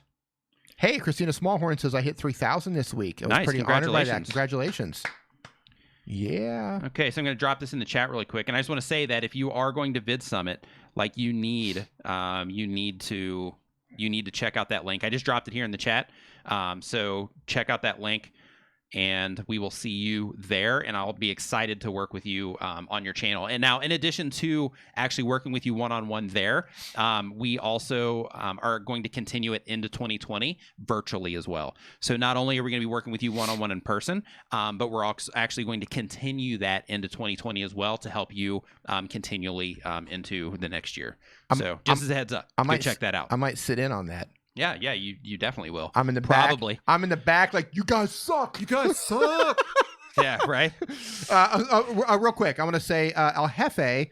I did mention this before. Give a big hug to Paloma. Yeah. For us. I hope she's feeling better. I think the last time we talked, man, on Twitter, she was in the hospital. Hope she's out. Hope everything is doing better with her. Give her a big hug. And Travis, yeah, man, show up early. We're going to be there. Yes. We didn't get a really chance to hang out much at VidCon because it was just you were working and all that stuff. But VidCon was exhausting. It was, man.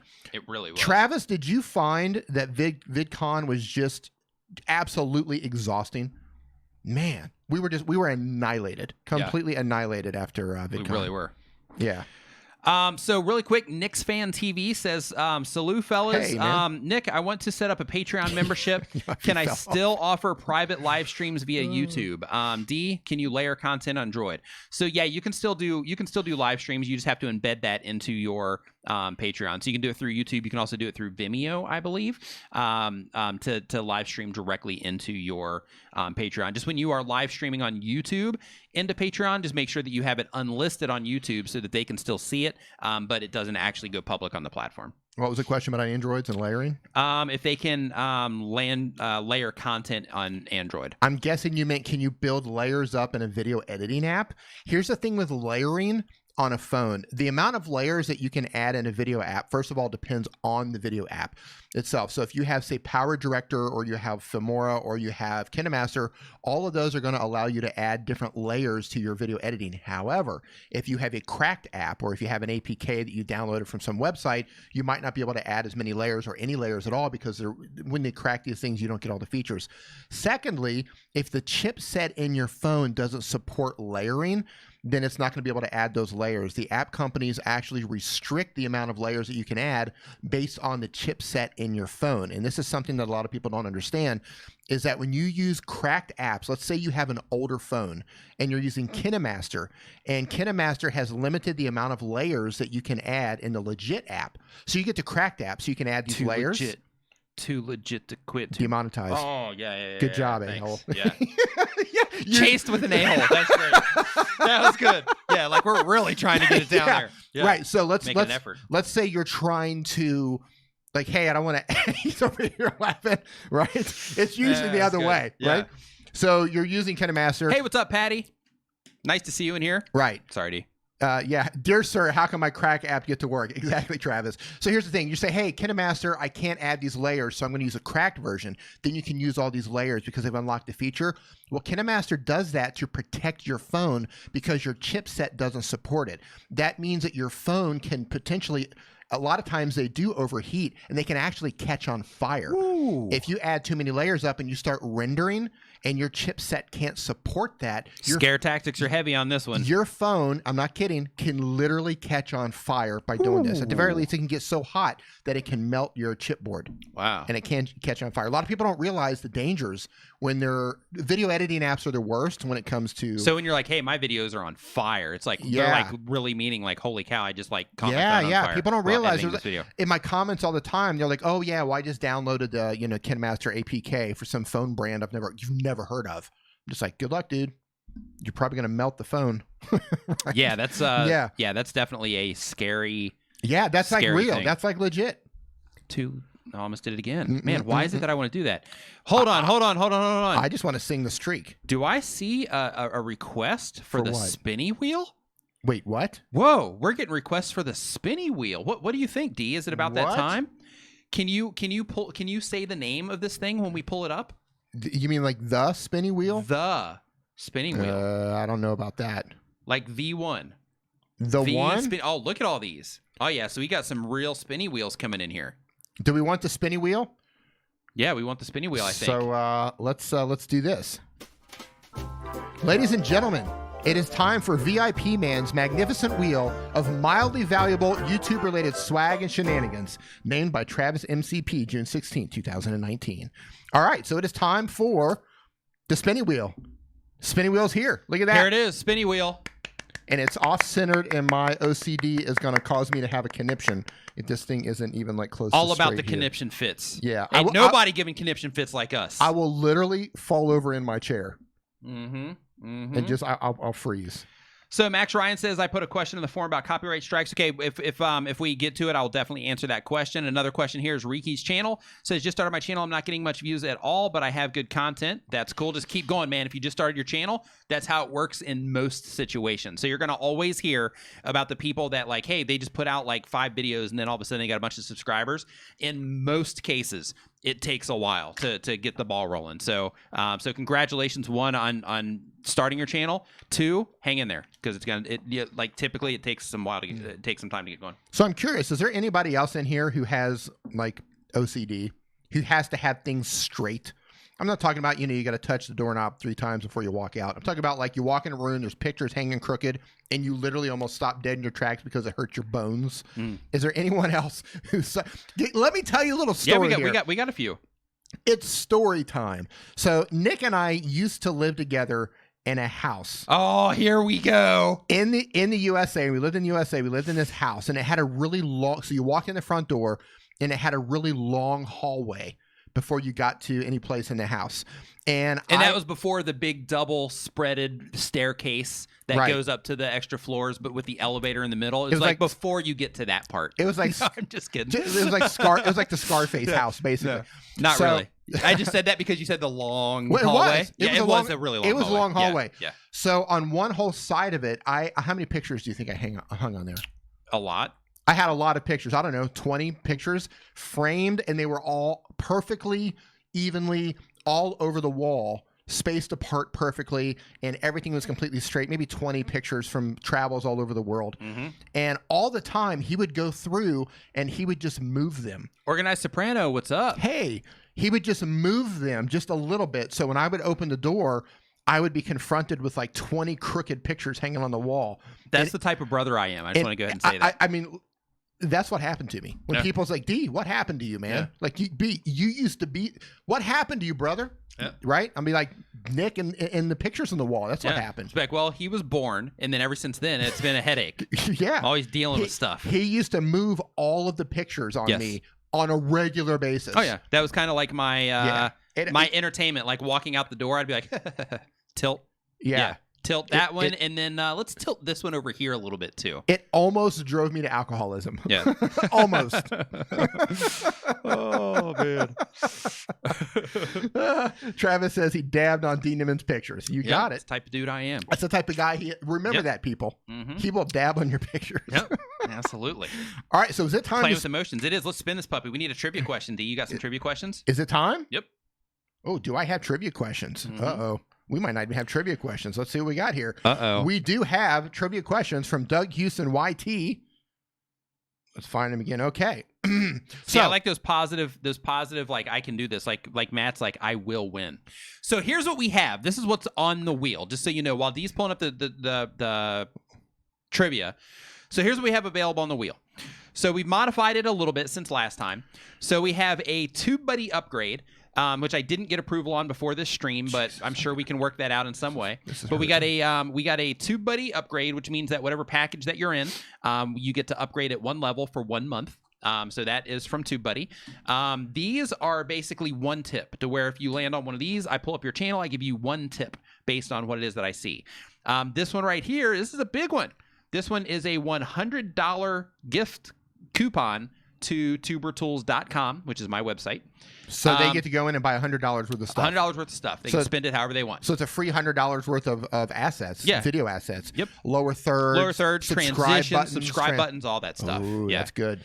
Let's see here. And then the next here, this is a you lose, which means if it lands on this, you don't get anything. Nothing. More one tips, another you lose, another one tip. This one is another spin. So if you land on this one, you get another spin, and then hopefully you land on something else. Over here, we've got Tube Spanner. This is a 1 month access to Tube Spanner, which is another tool that is basically going to help you with your YouTube workflow in terms of helping you write scripts, answer comments effectively, and a bunch of other stuff as well. So that is going to give you that. That's tubespanner.com. And another one tip and another you lose, and the TubeBuddy upgrade takes us back to where we are. D, let's have the questions. All right, so the way this works is I'm going to ask a trivia question provided to us by Doug Houston YT. For those of you who don't know, Doug does a pre-Nimmin live stream 1 hour before we go live over on his channel. So Doug, say something. Put your hand up. Say hello. Put your hands in the air. So people know who you are, so they can go over and subscribe to you. So if they want to get the answers to next week's questions, you can get them an hour before we go live over on Doug's channel. So real quick, Free American Spirit just dropped a super chat. Hey, congratulations on that. He's saying that he hit 100 or 1,000 subscribers due to our advice. Should have applied it years ago, but he's a little slow. It's all good, man. Congratulations on the 1,000 subscriber milestone, man. High five and fist bump to you. Hey, McCann Dog Training. How's it going? If you're on the treadmill today, hope you're sweating it out in the gym. He says, I purchased a couple of overlays from Tuber Tools. I really like that site. Cool, awesome, man. Awesome. All right, so I'm going to ask a trivia question. The first person to answer the question correctly, and what matters here is what shows up on my screen. You might show up first on your screen because of the way things are cached and the way YouTube pushes stuff out, but what matters is how I see it. Yep. So make sure that your chat is also turned to live chat and not top chat. So the first one gets it, and spelling matters. Yes. Spelled incorrectly, you don't get it. Spelling matters because that's the type of people that we are. And how this goes down is also after we spin it, you are not going to see it actually spin. So what we're going to do is we're going to spin it, and then we're just going to sit here, right? And then we're going to ask you if you want another spin. Whoever wins, you're going to have the option to get another spin or to take whatever it is that it lands on. Right. So just to kind of, stretch it out just a little bit longer, make it a little bit more intense, that's the deal. This is rocket science, people. Rocket science. All right, you guys ready? First question is, Nolan Bushnell, the co-founder of Atari, also founded what pizza chain? Nolan Bushnell, the co-founder of Atari, also founded what pizza chain? Interesting. The predictor's got it. Chuck E. Cheese. Boom. So predictor gets to spin the wheel. Okay, so remember to take it off. Yep, I as got it it. spins. I'm on okay, it. Ready? Yep. Okay. Let's see what we got here. Oh. Okay. Hold on here. The predictor. You can take what's on the wheel right now, or you can spin again. What are you going to choose? What are you going to choose, predictor? Do you want to spin again, or do you want to take what's on the wheel right now? He'll take it. He'll take it. All right. The predictor. What do you get, predictor? Whoa, not that. Boom. You get a TubeBuddy upgrade. Oh, look predictor. at that. All right. Woo. So predictor gets a TubeBuddy upgrade. So let me get your channel name right here, your channel URL, so I can send this over to them. G. Michael Jr. says you guys had no poker face. Yeah, I know. We're not good at poker. Yeah. Have you ever played poker? Strip poker. Does that count? It does. It's poker. Yeah, it's poker. Counts. All right. Well. Yeah, I've never. So then, yes, I played poker. Yeah, I've never. A lot. I've never played. Oh man, Yeah. I've never played pokers. Yeah. Yeah. Man, I should have seen that one coming. I got to think a little bit more before I ask you questions live. You got it. Yeah. Yeah. Come on, especially we're talking about the streak tonight. Yeah. You just walked into that one. I know, man. I did. Yeah, You Eric Waite walked- says, "Can I buy a vowel?" Yeah. Okay. Josephine. Yeah, not yet. All right. Dark alleys, yes.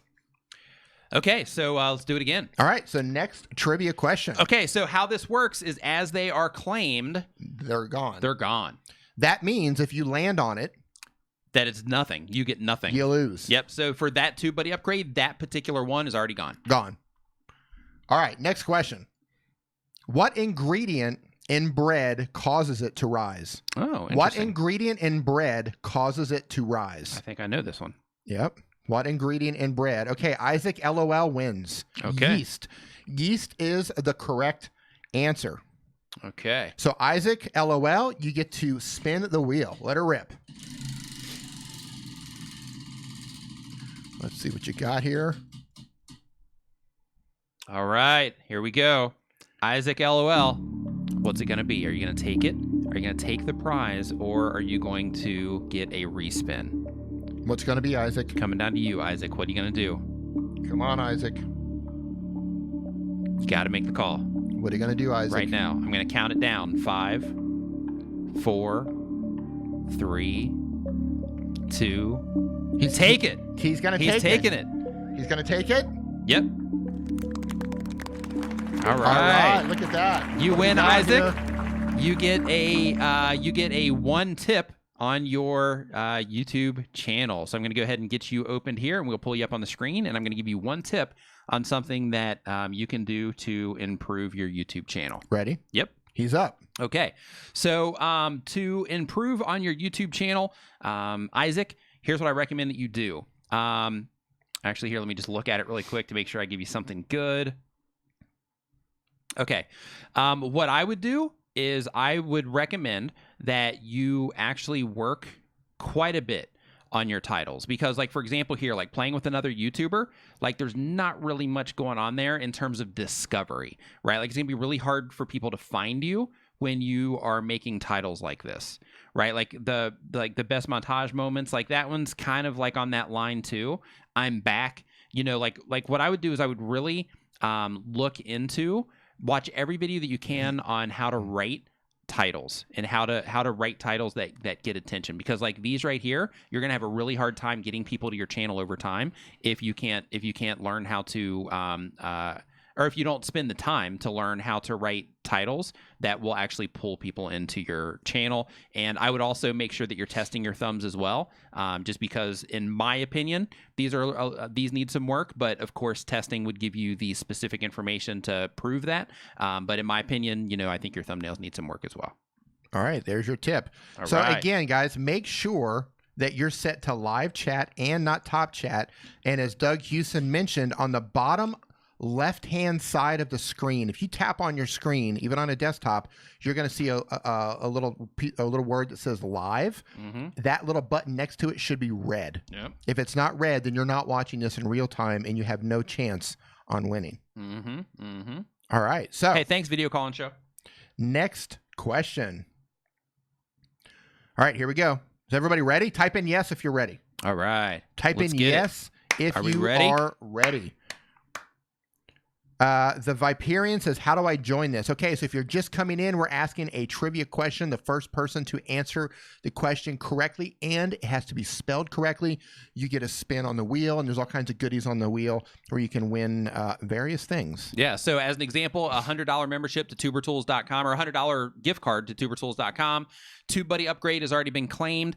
Tubespanner.com, which will help you with your YouTube workflow. That one is also still available. And then the other ones are one tip, where basically I pull your YouTube channel up and I give you a tip based on, what I see and what I think you can do better. All right. Trivia question is. Okay, let's see here. All right, here we go. What is the world's largest coral reef system? What is the world's largest coral reef system? What is the world's largest coral reef system? Probably whatever's growing in my Starbucks mug over there that I haven't cleaned out or even opened up in a long time. Matt Hayes, the Great Barrier Reef. All right, Matt Hayes. See, Matt knew he was going to win. He said earlier before we even started, he's like, I'm winning this one. He got it. All right, Matt, here we go. Ready, D? Yep, the spin's for you, buddy. Spins for you. Let her rip. The suspense. Okay, so here we go. So you're going to take it, or are you going to spin again? It all comes down to you. It all comes down to this decision. Matt, what's it going to be, Matt? Are you gonna take this, or are you going to spin again? He's shaking. He says he's shaking, doesn't know what to do. What's he going to do? We've got some people saying take it. We've got some people saying spin again. Got to keep it. He's going to keep it? He's going to keep it. All right, let's see what's going to happen here. Ready? 3, 2. It's already been claimed. So you won, but you didn't win. So yeah, so basically it's the TubeBuddy one that's already been claimed. Yep. And I just realized that I set the buzzer up on the wrong screen. I can't buzz and show this at the same time. Right? So if I hit the buzzer, it cuts it short as I come in. As it comes over? Yeah. That's all right. You can flip it and then hit it. So it's like flip it to this and then because by the time they see it, by the time they see it and it registers, you look like a ninja. Exactly. Hey, I watched you get those milk packets out of the thing today. That was smooth. So basically, we're walking down the aisle. D goes to grab some of these like little milk things. It's like little dried milk things. These actually. Those. And he grabs it, and then like as he grabs it, another one slides out, and he's just like boom, boom. While I'm talking to you. While he's talking, it was like almost like. In the eye, looking you in the eyes, having a conversation. Whoop. Yeah, it was good. Ninja reflexes, y'all. It was good. Yeah. Ninja reflexes. Yeah, I also watched him fall down an entire flight of, an entire thing of steps at a movie theater. Yeah, so were we in Indonesia? Indonesia. We were in Jakarta. Yeah, so we're in Jakarta, Indonesia. We're like, hey, let's go to a movie. When we grab popcorn, we're walking in. Dee's walking and literally just eats it, walking down the steps. It was glorious. Gosh, I wish I had this on video. All the steps. He eats it. And he just, he's just tumbling down the steps. And the amazing thing was he didn't drop one kernel of popcorn. Not one. And he didn't spill any of his drink. So basically he was like and like flipping all over the place, but somehow managed to keep his soda at the time and his popcorn level to where he didn't drop one kernel. It was amazing. There have been a couple times in my life where I want CCTV footage. That's one of them. Yeah, that was a good one. That was glorious. Yeah, he was like a legend from like that day forward with like a handful of us. Yeah. Literally went down the entire like movie row as you're going down the like all Yeah. of them, and I don't even know like how that even like I just somehow managed priorities, to, man. You're like, you know what? I can mess up my popcorn or my drink, or I'm just going to abuse my body on the way down. And you chose the abuse. That was a good choice, I think, D. Yeah, I took it. Yeah. I took it down. So somebody just said in the chat right here, and I need to go back and catch this. That is serious life skills. Yeah, it is. Like, yeah. Somebody just said, okay, it's Gamer's Closet. It says D, excuse me, puberty. What was that? You wow. know, Yeah. yeah. You know, hey. All right. Well, hey, welcome to adulthood there, D. Yeah, it happens. Yeah. So Gamer's Closet says, D, I'm using a Ouija board video because, or I'm doing a Ouija board video because of you. Yeah. Yeah, it's kind of, I'm not sure how to Cool. take that really. Yeah. It's good, I think. Go Yeah. Y-E-S. Yeah. Cool. So All right. before we do this next spin, one more thing that I want to bring to your attention is just because I'm thinking free, to bring to your attention is that Daryl Eves, if you're just joining us, because I know the time zones and stuff, I want to make sure that I bring this to your attention again. Daryl Eves is giving away free tickets to Vid Summit. I have a video in my community feed. You know what? Just carry this for a moment. So go into my community feed and look for that video after this stream is over or now, whatever you prefer to do. And basically, in that video, he talks about how you can get free tickets to Vid Summit. So if you're wanting to go to Vid Summit, but it doesn't necessarily fit into the finances, this is a great opportunity for you as a content creator to be able to get to Vid Summit. So definitely check out that that video so that you can get your free ticket to Vid Summit.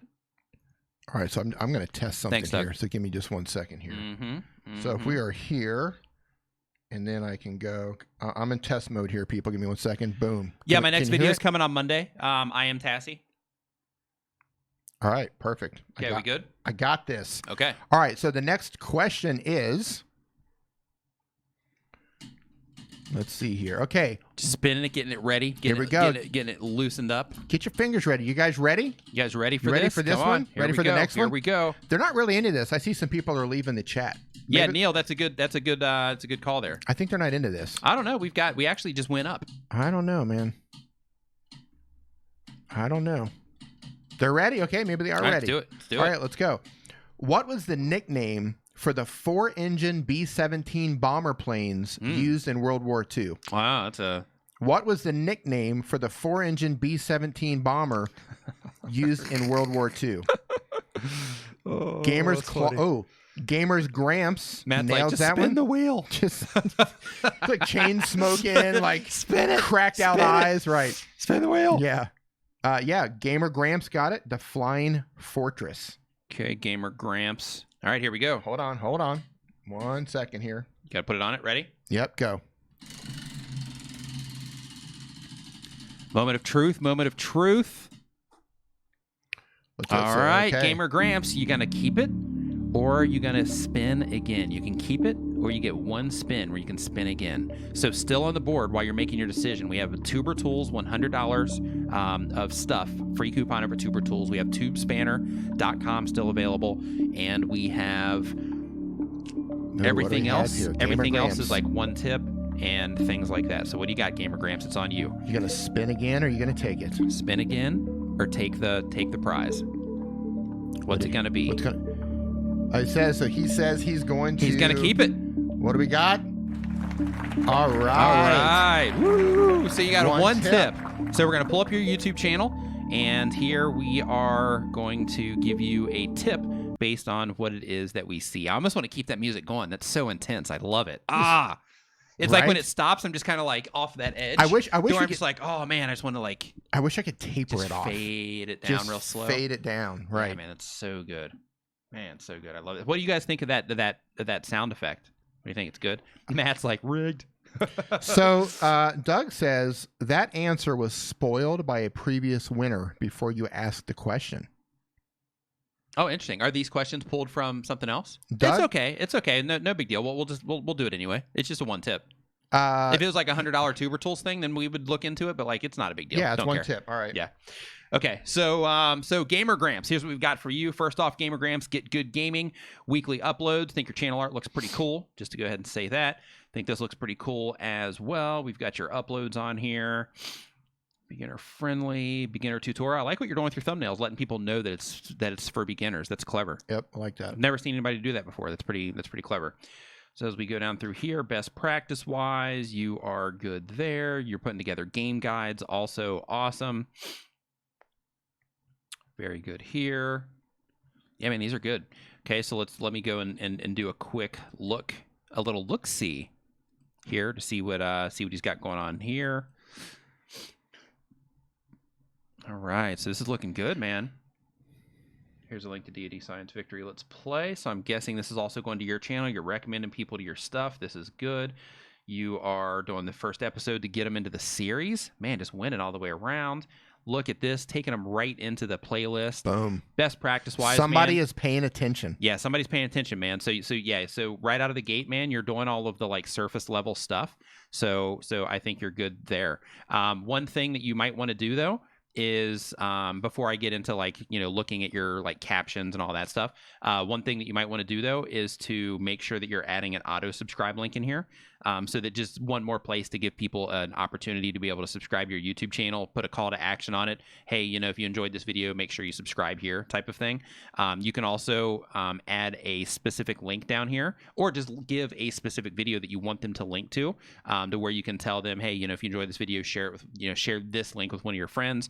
Another thing that you can do as well is you can also add a link to your description to where if people click on that link, then they can actually go and they can translate this video for you into their native language, which over time, like on one video, it's not going to matter. But over time, over content library, you know, you can start pulling in extra views from different places as well by having your stuff translated from your community. And that's something that people just do. It's not something that you have to actually like prompt people for outside of just letting them know in the description there.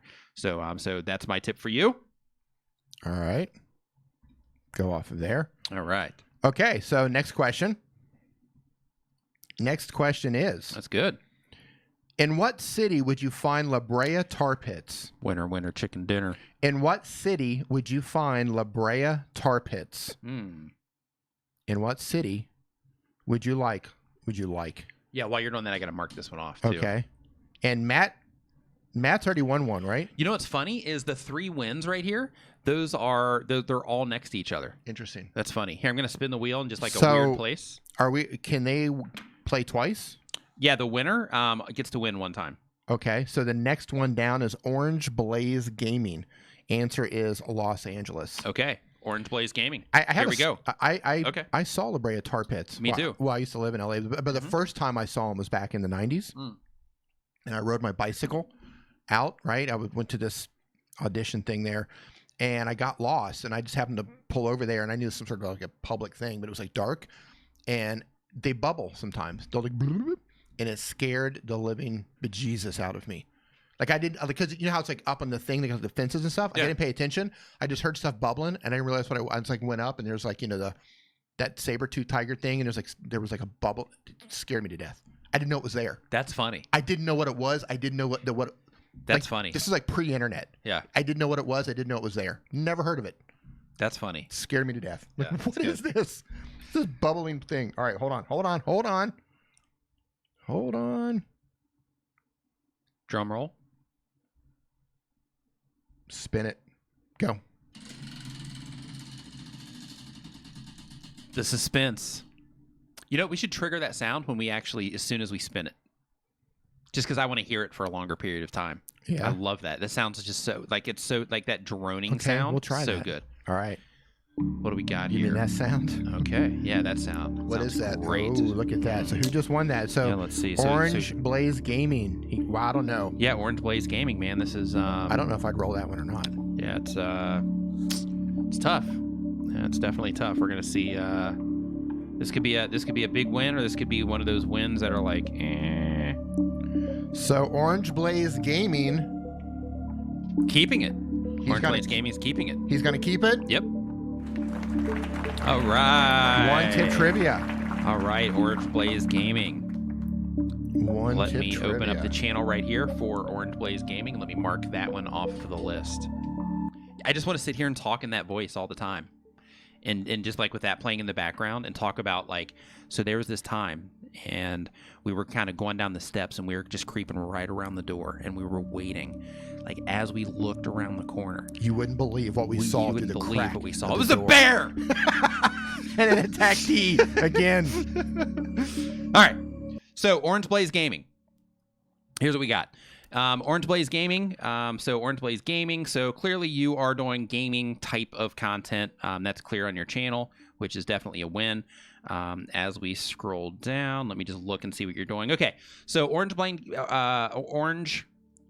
Blaze Gaming. I'm going to bring something to your attention here. I want to let you know that on YouTube, inside of your playlist settings for this, you can add descriptions.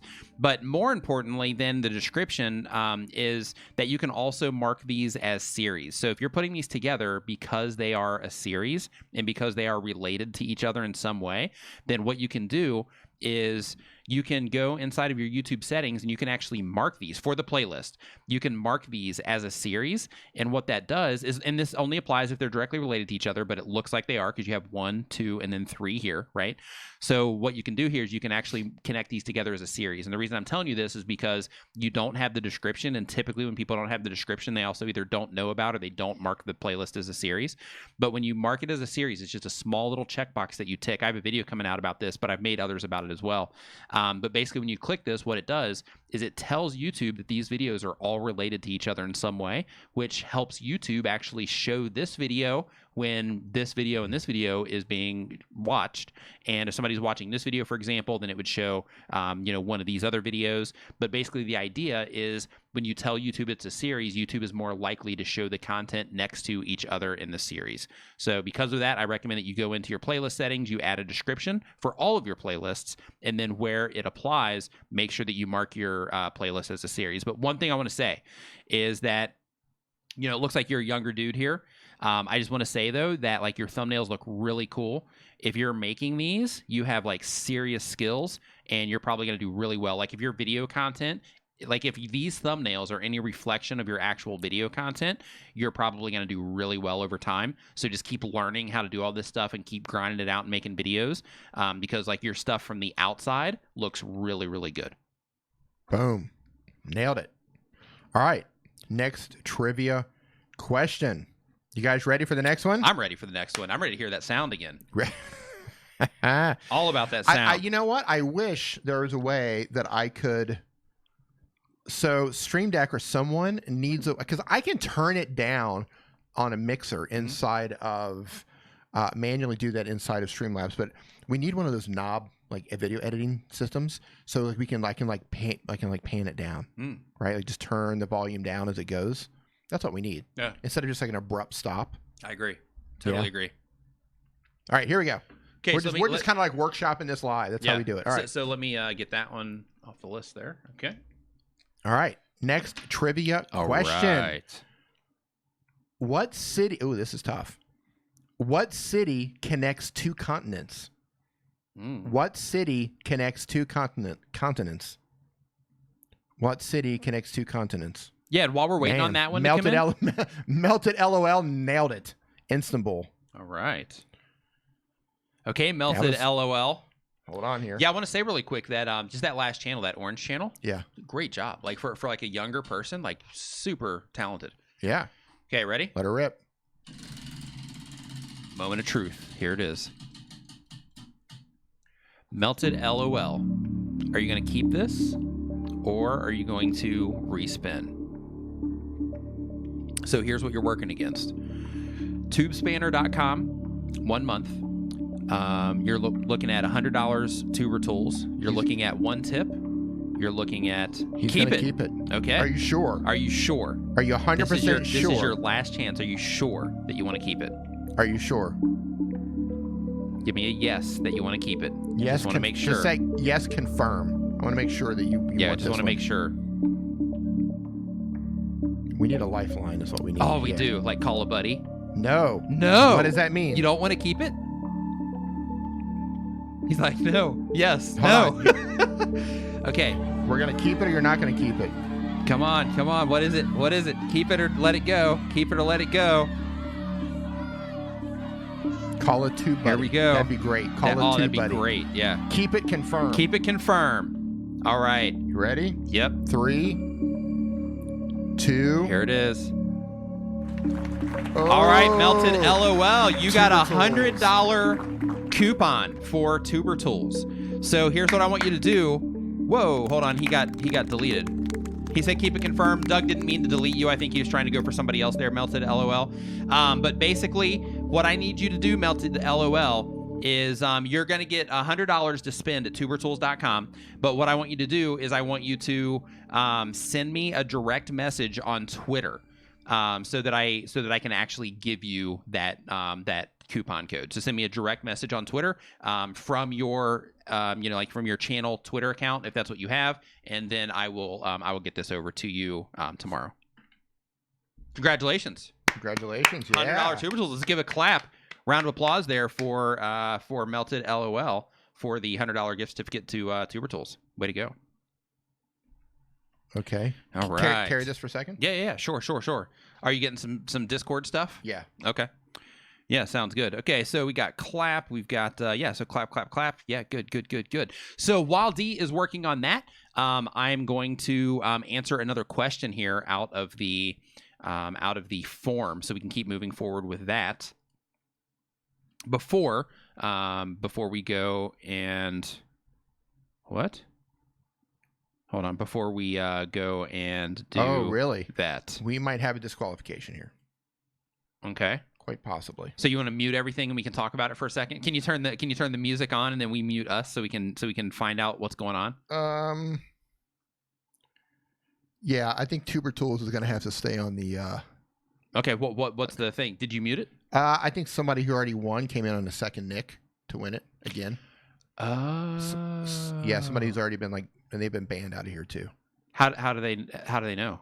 The mods are we muted? No. Oh, we're not muted. We're not muted. Oh, okay. I'm just telling them the way it is. Okay. Doug's can still hear. So anyway, while we got this muted, let's talk about Doug. Right? Let's talk about Doug for a second. That guy, right?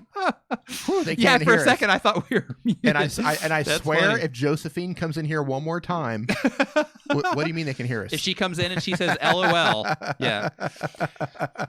Yes. So what happened?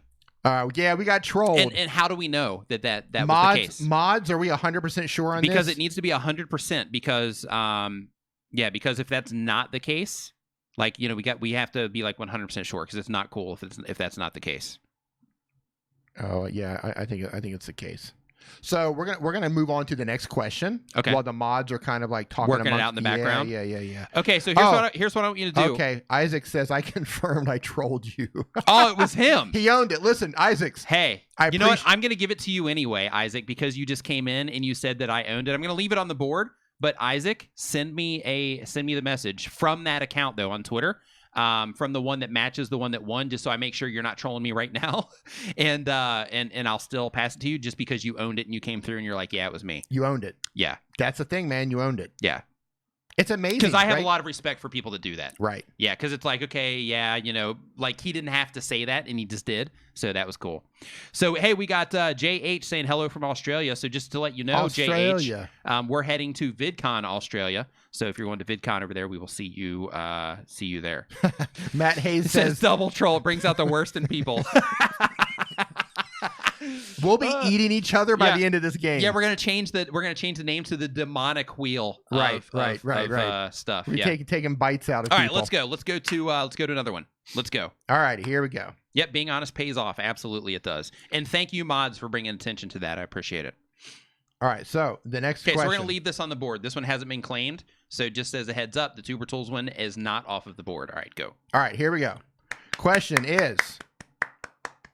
Demonic. Oh, that's clever. It's getting weird. That's funny. Man. It is getting weird. All and right. that person playing with a Ouija board, we're gonna have to just shut all this down and go to bed and wake up tomorrow and start over. Do we have a Bible in the set here? You're gonna have to have somebody come over and bless this place or something. Right, we got monks. Yeah. There's literally we do a have temple monks down the street. Yeah, down that's the true. street. That's true. All right, here we go. So, who was the star? Here's the question, by the way. Who was the star of the popular 1980s crime drama Magnum P.I.? Who was the star of the popular 80s? There it is. It was a Ferrari. That was the star. Kobe talks about wrestling. Nailed it. He was first with Tom Selleck. All right, Kobe.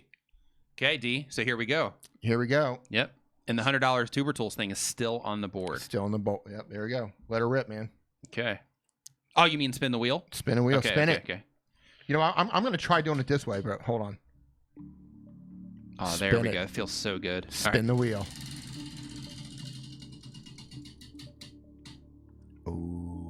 Okay, here we go. So, who got that? What name? Kobe. Yep, Kobe. Kobe, are you going to keep this, Kobe? Hey, so the Mower Medic, thank you for your $10 super chat. We appreciate it. Saying thanks for all your tips and tricks. My channel has grown from 15,000 to over 40,000. High five and fist bump to you. Well done. Awesome, man. On grinding that out.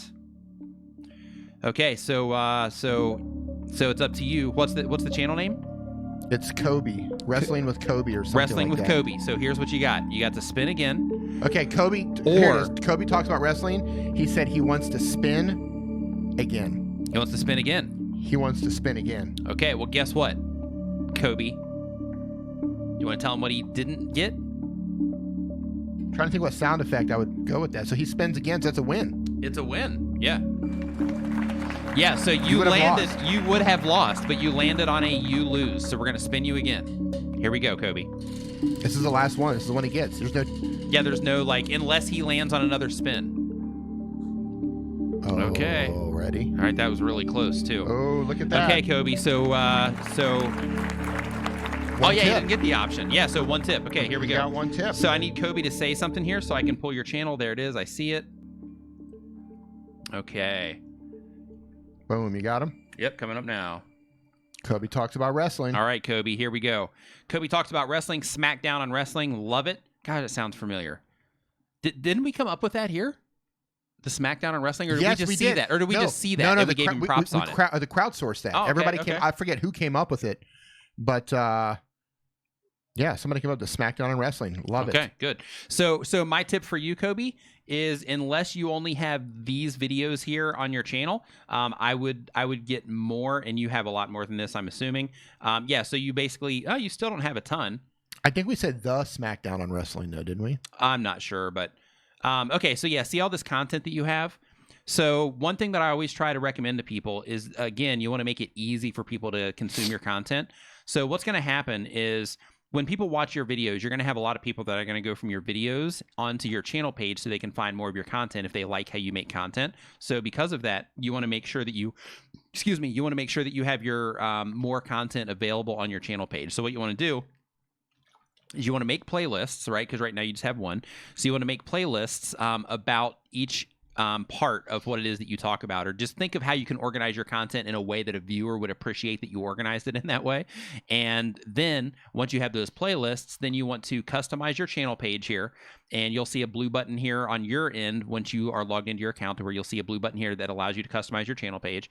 And then you want to add a section. You'll see another little button that will show up down here, down in the bottom. You want to click on that to add the section, and then what you want to do is you're basically going to build in additional playlists here, so when people land on your channel page, if they scroll down your page, they're going to get more of your content available without having to actually click on the videos tab and go look for it. So basically what you're doing is you're just making it easier for people to find more of your content based on how they prefer to use the platform.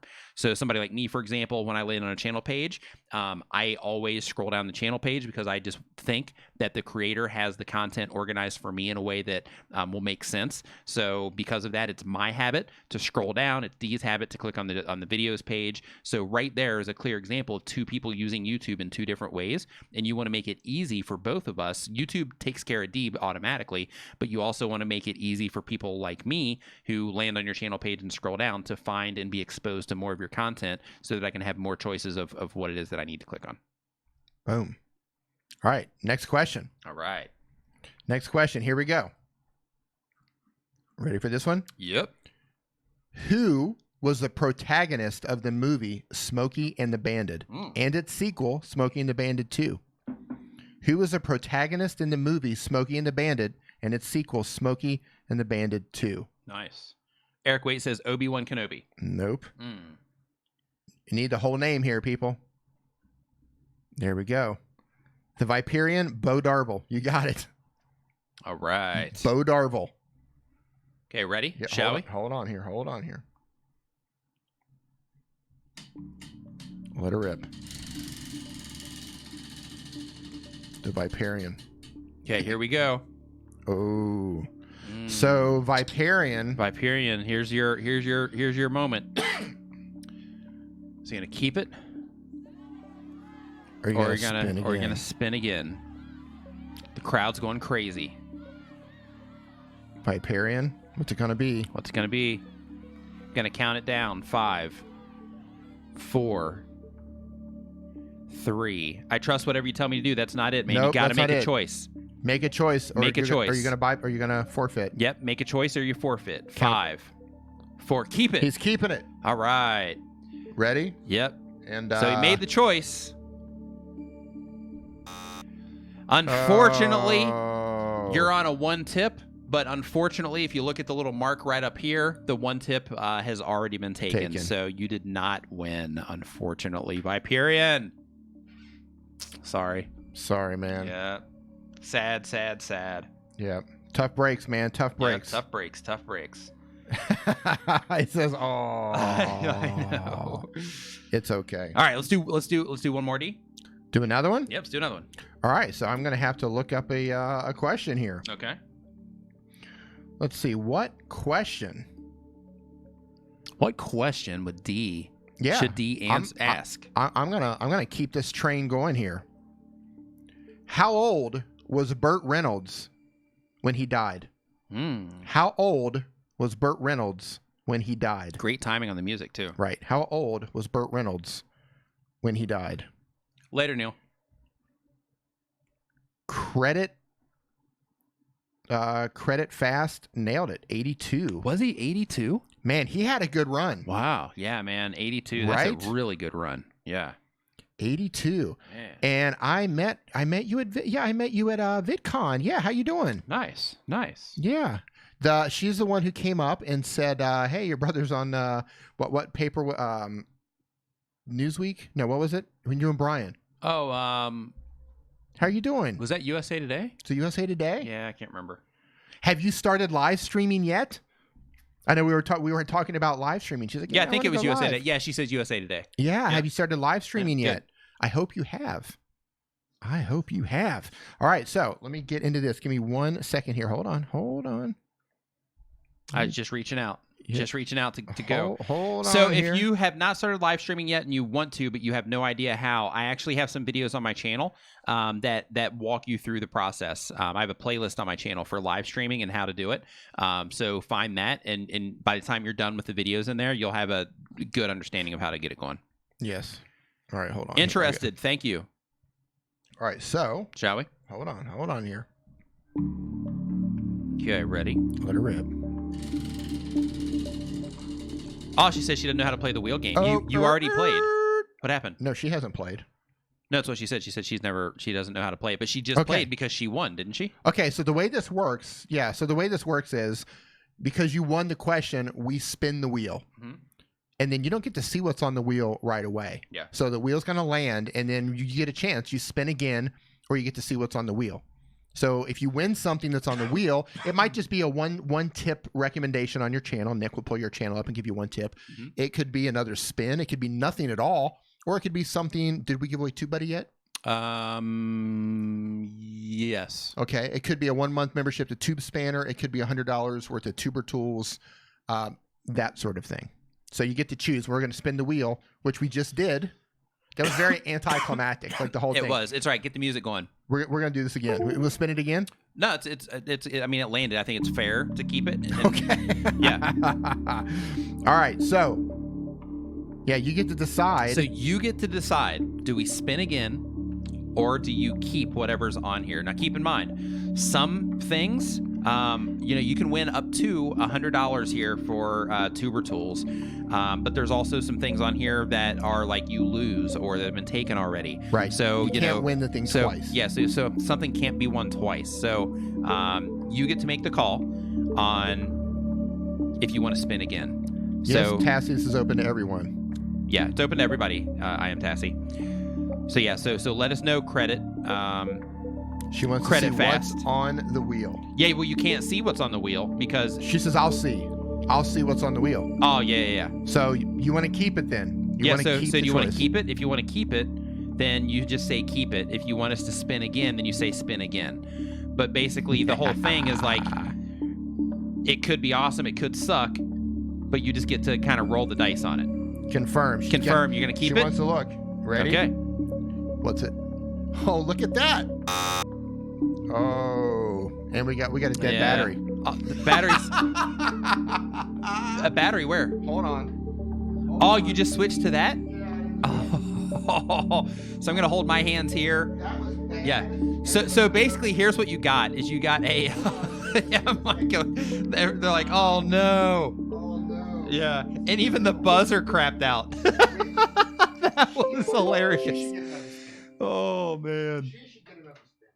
You say she should get another spin? Yeah. All right, Dee's wanting to give you another spin. I think he's playing favorites because he met you at VidCon. No. She should get another spin because that whole thing was just a mess. It was a mess. I dropped the ball. I'm owning that one. I took the ball. So Dee's gonna own this one. So you would have lost. So I think Dee really wants you to win. No, how does she know we didn't turn it? Yeah, just now you mean? Like while you're out moving around? Yeah. Like you got to be fair. That's true. All right. It was the camera, Pixel Hunter. Yeah. All right. So now that you've seen the process of how this goes, we're gonna do it again. Sorry, guys. So you would have lost. All right. Ready? Go. Let her rip.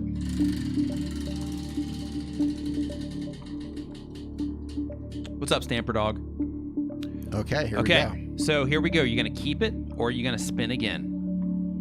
Keep it or second spin chance again. right here. What's Let it us gonna know be? in the chat. Hashtag, should she keep it or should she spin again? Keep or spin again. We've got some people saying spin again. We've got some keep it. Keep it.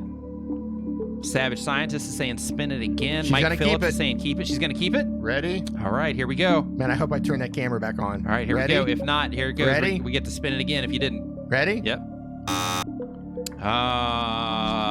You would have gotten a TubeBuddy upgrade, but unfortunately that one has already been taken, and you can tell by the little mark up here at the top. So unfortunately you did not lose, or you did not win that one credit fast. So sorry. As much as D wanted you to win, yeah, you did not.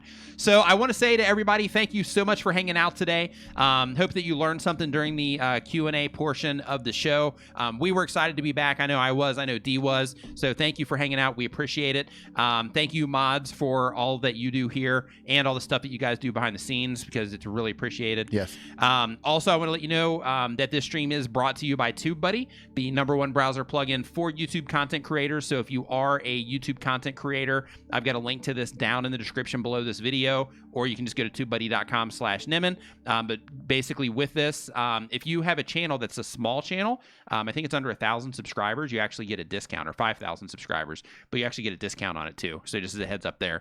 But anyway, thank you so much, everybody, for hanging out. And D, anything that you want to say? Yeah. I would love to get some feedback right now. So Dr. Sten says he just prefers the 1 tip per channel. So I'm curious, would you guys like to continue future streams where we use the wheel, or would you just like us to pull up channels and do 1 tip per channel, which is 1 tip trivia?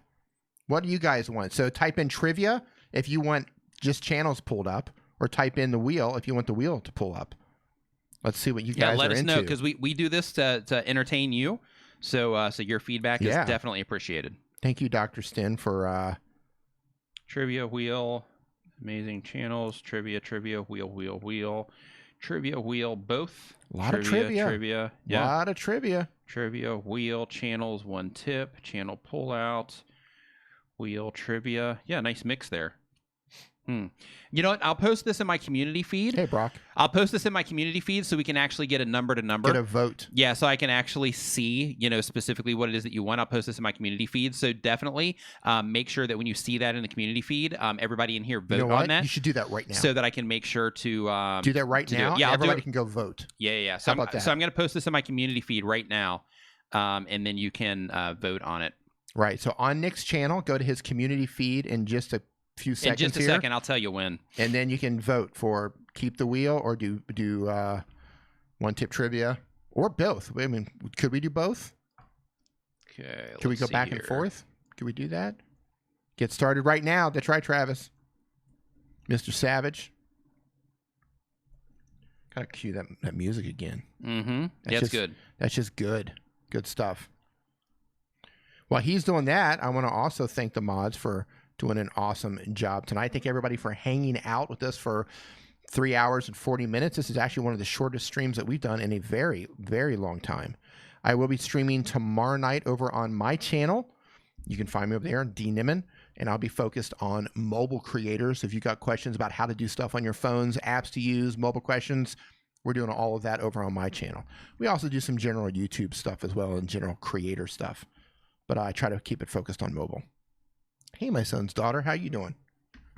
You got it posted? And it is now posted. So I'm going to put a link here Drop that link, for baby. the community feed, and then you can go in there and let me know what you want, because again, you know, we do this for you. I just dropped a link in there, so head over to that link and let us know what you prefer, and based on that, we will definitely modify what it is that we are doing here.